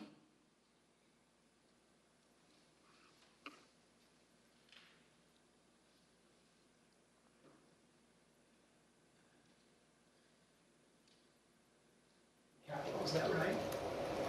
I was, and others were. Okay. Was it necessary for you to continue to push for a statement directing people to leave all the way through that period of time until it was ultimately issued after? I felt it was my obligation to continue to push for that, and others felt it was their obligation as well. Would it have been possible at any moment for the president to walk down to the podium in the briefing room and talk to the nation at any time between when you first gave him that advice at 2 o'clock and 4:17 when the video statement went out? Would that have been possible? Would it have been possible? Yes. Yes, it would have been possible. And you will hear that Donald Trump never picked up the phone that day to order his administration to help. This is not ambiguous. He did not call the military. His Secretary of Defense received no order. He did not call his Attorney General. He did not talk to the Department of Homeland Security. Mike Pence did all of those things. Donald Trump did not. We will walk through the events of January 6th next week, minute by minute. And one more item. After our last hearing, President Trump tried to call a witness in our investigation, a witness you have not yet seen in these hearings. That person declined to answer or respond to President Trump's call and instead alerted their lawyer to the call. Their lawyer alerted us, and this committee has supplied that information to the Department of Justice. Let me say one more time, we will take any effort to influence witness testimony very seriously. Thank you, Mr. Chairman. I yield back. Thank you. Gentlelady yields back. In my opening, I mentioned how we look to our leaders to serve as a fail-safe if people in this country refuse to accept the results of an election. That's part of the way those in positions of public trust uphold their oath, how they show fidelity to the Constitution. In the run-up to January 6th, Donald Trump had an obligation to tell his supporters to accept the results of the election. Instead, he urged them to further along the path toward mob violence. The idea of mob violence makes me think of another sort of fail-safe. All across this country, there are different ideas about what role the federal government should play in our lives. In fact, up here on this dais, There are plenty of different ideas, but there are moments when the institutions of our federal government are the fail-safe.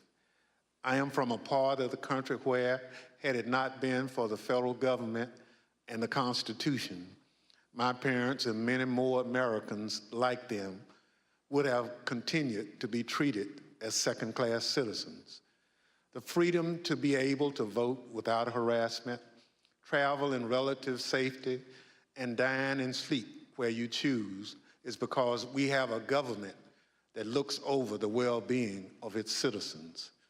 This is especially important in moments of crisis.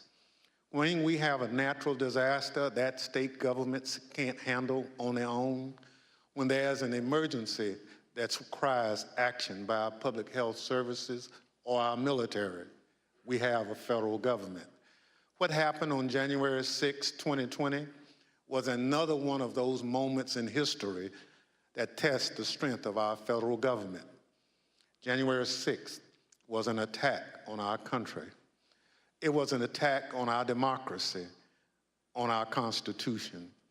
A sitting president with a violent mob trying to stop the peaceful transfer of power from one president to another. It still makes my blood boil to think of it. In a moment like that, what would you expect to see? You expect to see the President of the United States sitting behind a resolute desk in the Oval Office, assuring the American people that the attack would be repelled and the threat would be dealt with. You'd expect to be reassured that there was a fail-safe. Instead, the President of the United States sent the mob. He disregarded the advice of the people who had taken an oath to the Constitution. He oversaw a scheme aided by people whose loyalty was only to Donald Trump. There's nothing we can compare that to. There's nothing in our great nation's history that has ever come close to that sort of betrayal and dereliction. Thank goodness, our system of government held in spite of a commander-in-chief who worked in opposition to what the Constitution designed. When this committee reconvenes, we'll tell the story of that supreme dereliction by the commander-in-chief, how close we came to a catastrophe for our democracy, and how we remain in serious danger. The chair requests those in the hearing room remain seated until the Capitol Police have escorted witnesses and members from the room. Without objection, the committee stands adjourned. Another extraordinary day from the January 6th committee investigating the events that led up to and including the day of January 6th after the election. Many news-making moments in this hearing today, particularly at the very end there when the Vice Chair, Liz Cheney, suggested to the American people that former President Trump had tried to call a witness who we have not heard from yet. The American people have not heard from this witness yet, she said. She said the former president trying to reach that witness. The witness did not talk with the former president. She said instead the witness alerting their lawyer. And Liz Cheney saying here today that the Congresswoman, the committee, has alerted the Department of Justice. Obviously, what she was alluding to is the potential for alleged witness tampering there. We'll get into the how significant that is with Dan Abrams here in just a moment. What we also witnessed here this afternoon was an insider's view from someone who showed up on the Capitol that day based on the former president's words, on the former spokesperson for the Oath Keepers as well, one of the extremist groups that responded to the former president's call to come to the Capitol on January 6th. Jason Van Tatenhouse, the former spokesperson for the Oath Keepers, talking about the people who died, the gallows that had been set up. He said it could have been a spark for a civil war in this country, saying no one would have benefited from that. And he offered a warning of sorts. He said, I do fear this next election cycle because who knows what might bring if a president's willing to try to instill and encourage to whip up a civil war amongst his followers using lies and deceit and snake oil, regardless of the human impact. What else is he going to do if he gets elected again? All bets are off at that point. That is a scary notion. Those words from a former member of the Oath Keepers, spokesperson Jason Van Tatenhouse. Stephen Ayers described being a family man, hard-working man from Ohio, worked for a cabinet maker there, and said he followed the president's words and came to Washington to support the former president. He was asked, did you think the election would be overturned? And he said yes. As they were headed to the Capitol that day, he believed that Mike Pence would halt the certification of the election. He said, in looking back at the scope of what happened that day, the deadly consequences, he said, I consider myself a family man. I love my country. I don't think any one man is bigger than either one of those things. I think that's what needs to be taken. People dive into politics, and for me, I felt like I had blinders on. And he went on to tell the committee and the American people, I was locked in the whole time. The biggest thing for me, he said, is taking the blinders off and making sure you step back to see what's going on before it's too late. A couple of other key headlines here late this afternoon. White House counsel Pat Cipollone, the former White House counsel in the Trump administration, who the committee had reached out to for quite some time. They did talk with him for about 8 hours last Friday. We heard much of his testimony today. We'll hear more next week.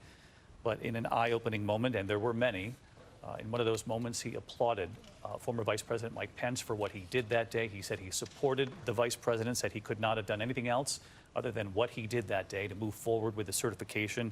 He also suggested he should receive the Presidential Medal of Freedom for his actions. Another headline, and we'll get to John Carl here, who's standing by, is former campaign manager Brad Parscale, who worked closely helping to get the former president elected. He said in the texts that were obtained by the committee that after this played out, he said, this is about Trump pushing for uncertainty in our country, a sitting president asking for a civil war. This week, I feel guilty for helping him win, he texted a fellow colleague. He said, a woman is dead. If I was Trump and knew my rhetoric killed someone. His colleague, Katrina Pearson, said it wasn't the rhetoric, to which Parscale replied, it was. I want to bring in our chief Washington correspondent, Jonathan Karl, watching all of this unfold. John, several people very close to the former president again, with very harsh words for the president, particularly in the days leading up to January 6th and his inaction on that day. They testified today to what he could hear outside the Oval Office the night before, that he was feeling good, fantastic.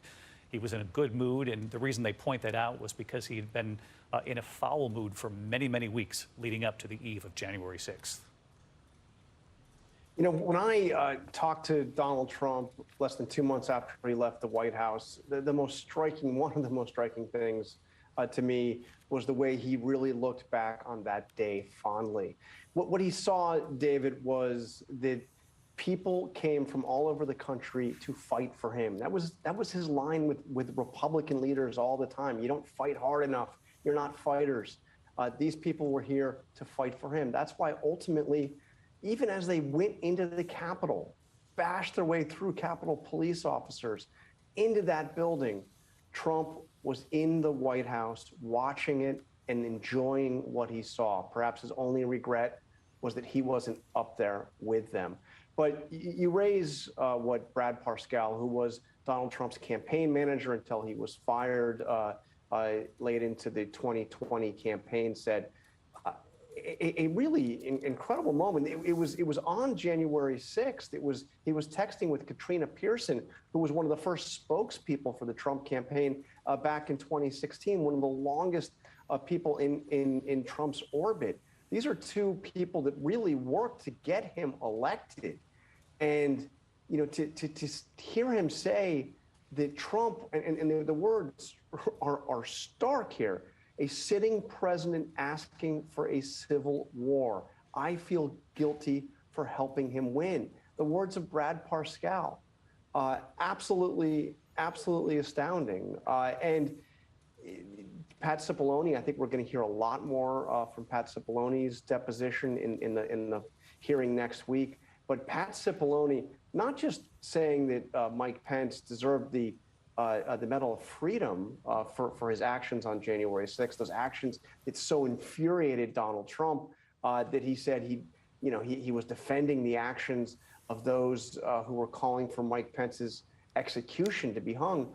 So we have Pat Cipollone, the top White House lawyer, saying that Pence deserved the Medal of Freedom. But beyond that, he applauded what what Bill Barr did back in December, the beginning of December, December 1st, when he said that there was no fraud, that the election wasn't stolen. These were actions that so infuriated the president that one person who was at the meeting where he confronted Barr that afternoon said the president had the look and manner of a madman. This is the anger, the rage that Trump had. And Pat Cipollone saying, well, Bill Barr was exactly right.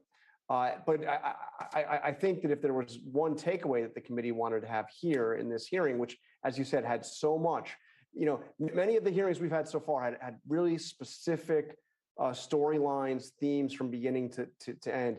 This hearing had a lot. There were a lot of different things going on here. But I think that the real takeaway that they were trying to establish is the connection between Donald Trump's words and the actions of the people that were attacking the Capitol. And hearing that testimony from Stephen Ayers, just a regular guy, not a member of a militia movement or any extremist group, but somebody that was arrested for going into the Capitol.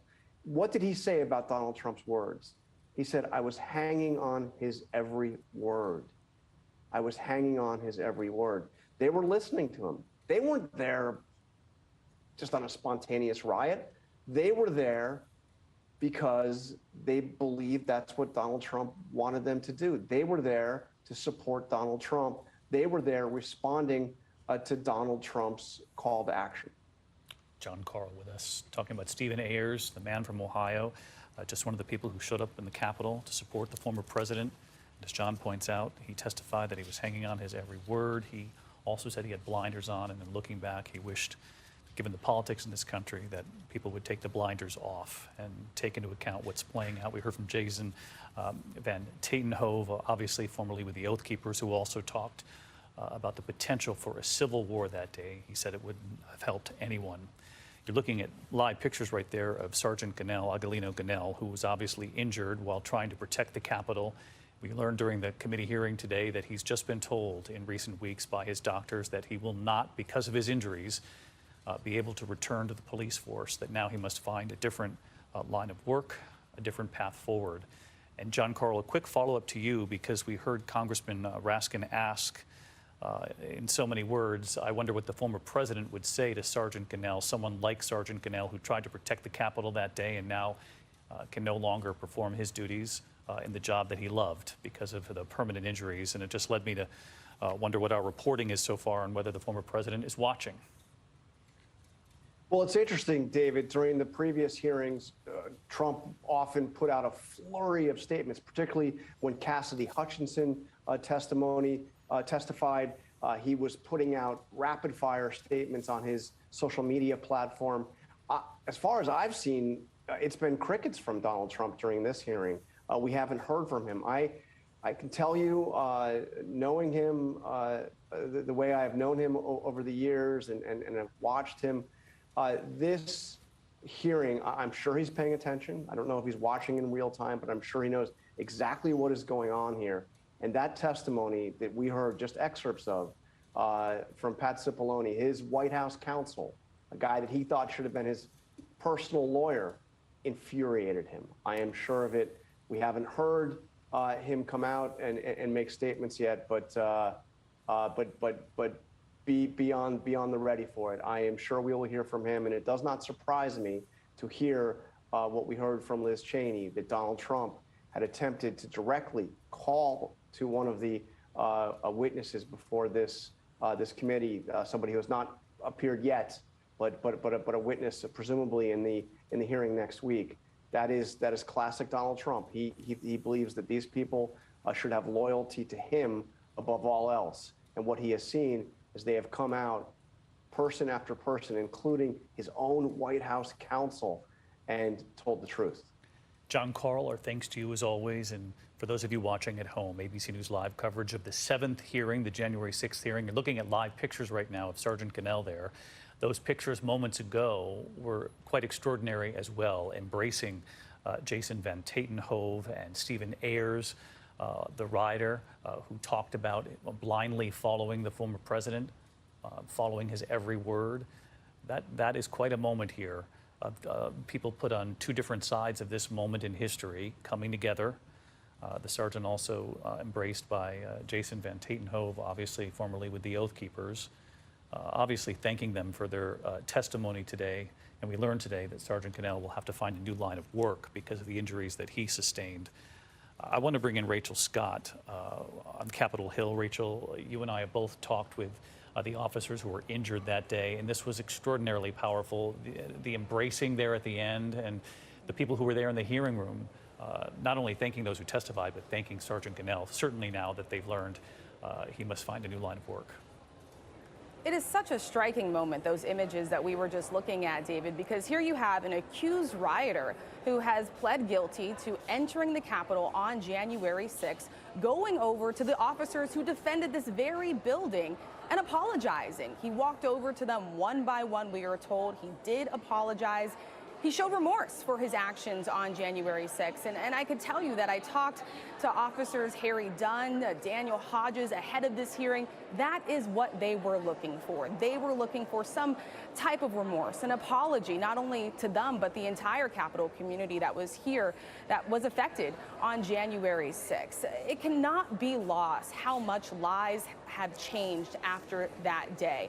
These officers love their job. I know they expressed that to you, David, when you sat down with them for your exclusive interview, but we've heard from Officer Cannell describe what he experienced that day. He thought that he was going to lose his life. He remembers hearing officers screaming in agony, asking for help as he was battling the mob, which he described as a medieval battleground. He actually went over to try and help other MPD officers in their fight.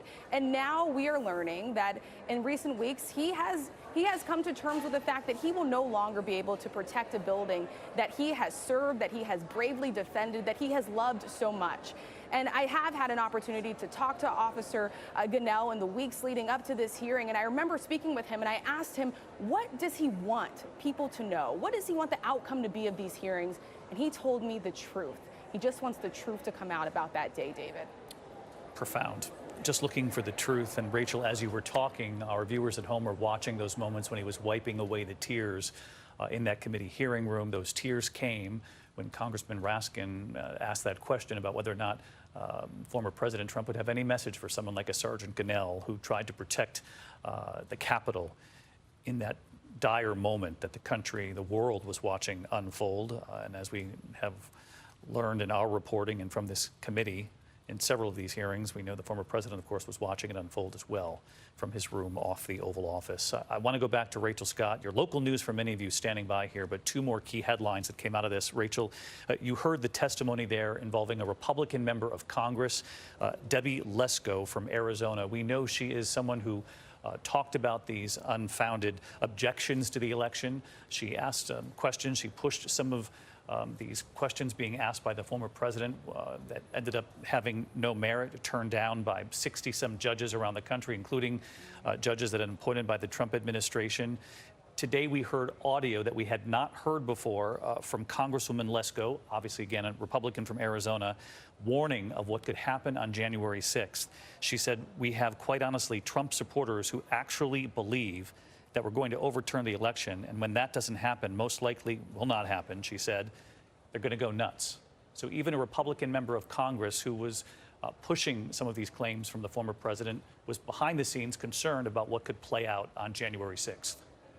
Behind the scenes, she was very concerned, privately admitting that she was concerned that there was going to be chaos here once everyone realized that the vice president could not move to help overturn the election, that he legally could not do that. His role is completely ceremonial in that process. We heard from Congresswoman Lesko, but the ironic thing, David, is she is actually one of the 147 Republicans that voted against certifying the election, even as she warned that there could be potential chaos or potential even violence here on the United States Capitol. We also heard from the committee today more details about Republican efforts to try and help and back Trump's claims to overturn an election he lost, including a December 21st meeting at the White House with Congressman Mo Brooks. He was there, as well as Matt Gaetz and Marjorie Taylor Greene, all focused on those efforts to try and overturn the election and Pence's role on January 6th, David. All right, Rachel Scott, our thanks to you as always. I want to bring in Dan Abrams and Pierre Thomas for the final thought here. Dan Abrams, first to you on on what we heard from Liz Cheney at the tail end of this hearing today, talking about the former president, she said, reaching out to a witness who the country has not heard from yet. That witness alerting their lawyer. The witness did not talk with the former president, but obviously what Congresswoman Cheney is talking about here is potential witness tampering.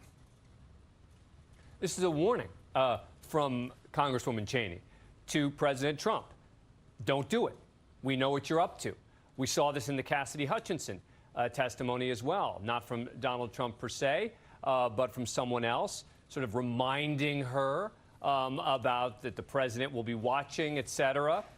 Certainly not enough, it doesn't seem to me, for the Department of Justice to act at this point, but certainly something the Department of Justice is going to be keeping a very close eye on.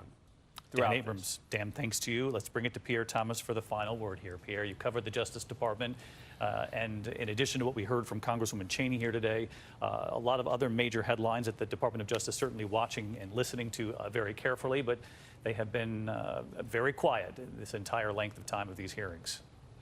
David, they're watching these hearings extremely closely. The Attorney General has said as much, and I can tell you they will take that letter under advisement, look into it. There are a lot of questions that have to be resolved before they would do anything, as Dan just indicated. But David, the other thing that's been striking about these hearings is the Justice Department has been focused on all those people injured. And the fact that 10,000 people went to the Capitol, 2,000 people forced their way into the building. And so many people were injured, 140 plus officers injured, people died. The Justice Department says they have to get to the bottom of that, and they say they will. They say they will, and we know there have been many arrests on the lower levels, the people who were following these words. The question is how high up that chain will the Justice Department go? Our thanks to Pierre Thomas in Washington, to Rachel Scott, John Carl, and Dan Abrams. Our coverage will continue. ABC News Live, abcnews.com, and of course, I'll be back shortly with the entire team for World News Tonight. For many of you, as I mentioned, your local news standing by. I'm David Muir in New York. We'll see you a bit later. Good day. This has been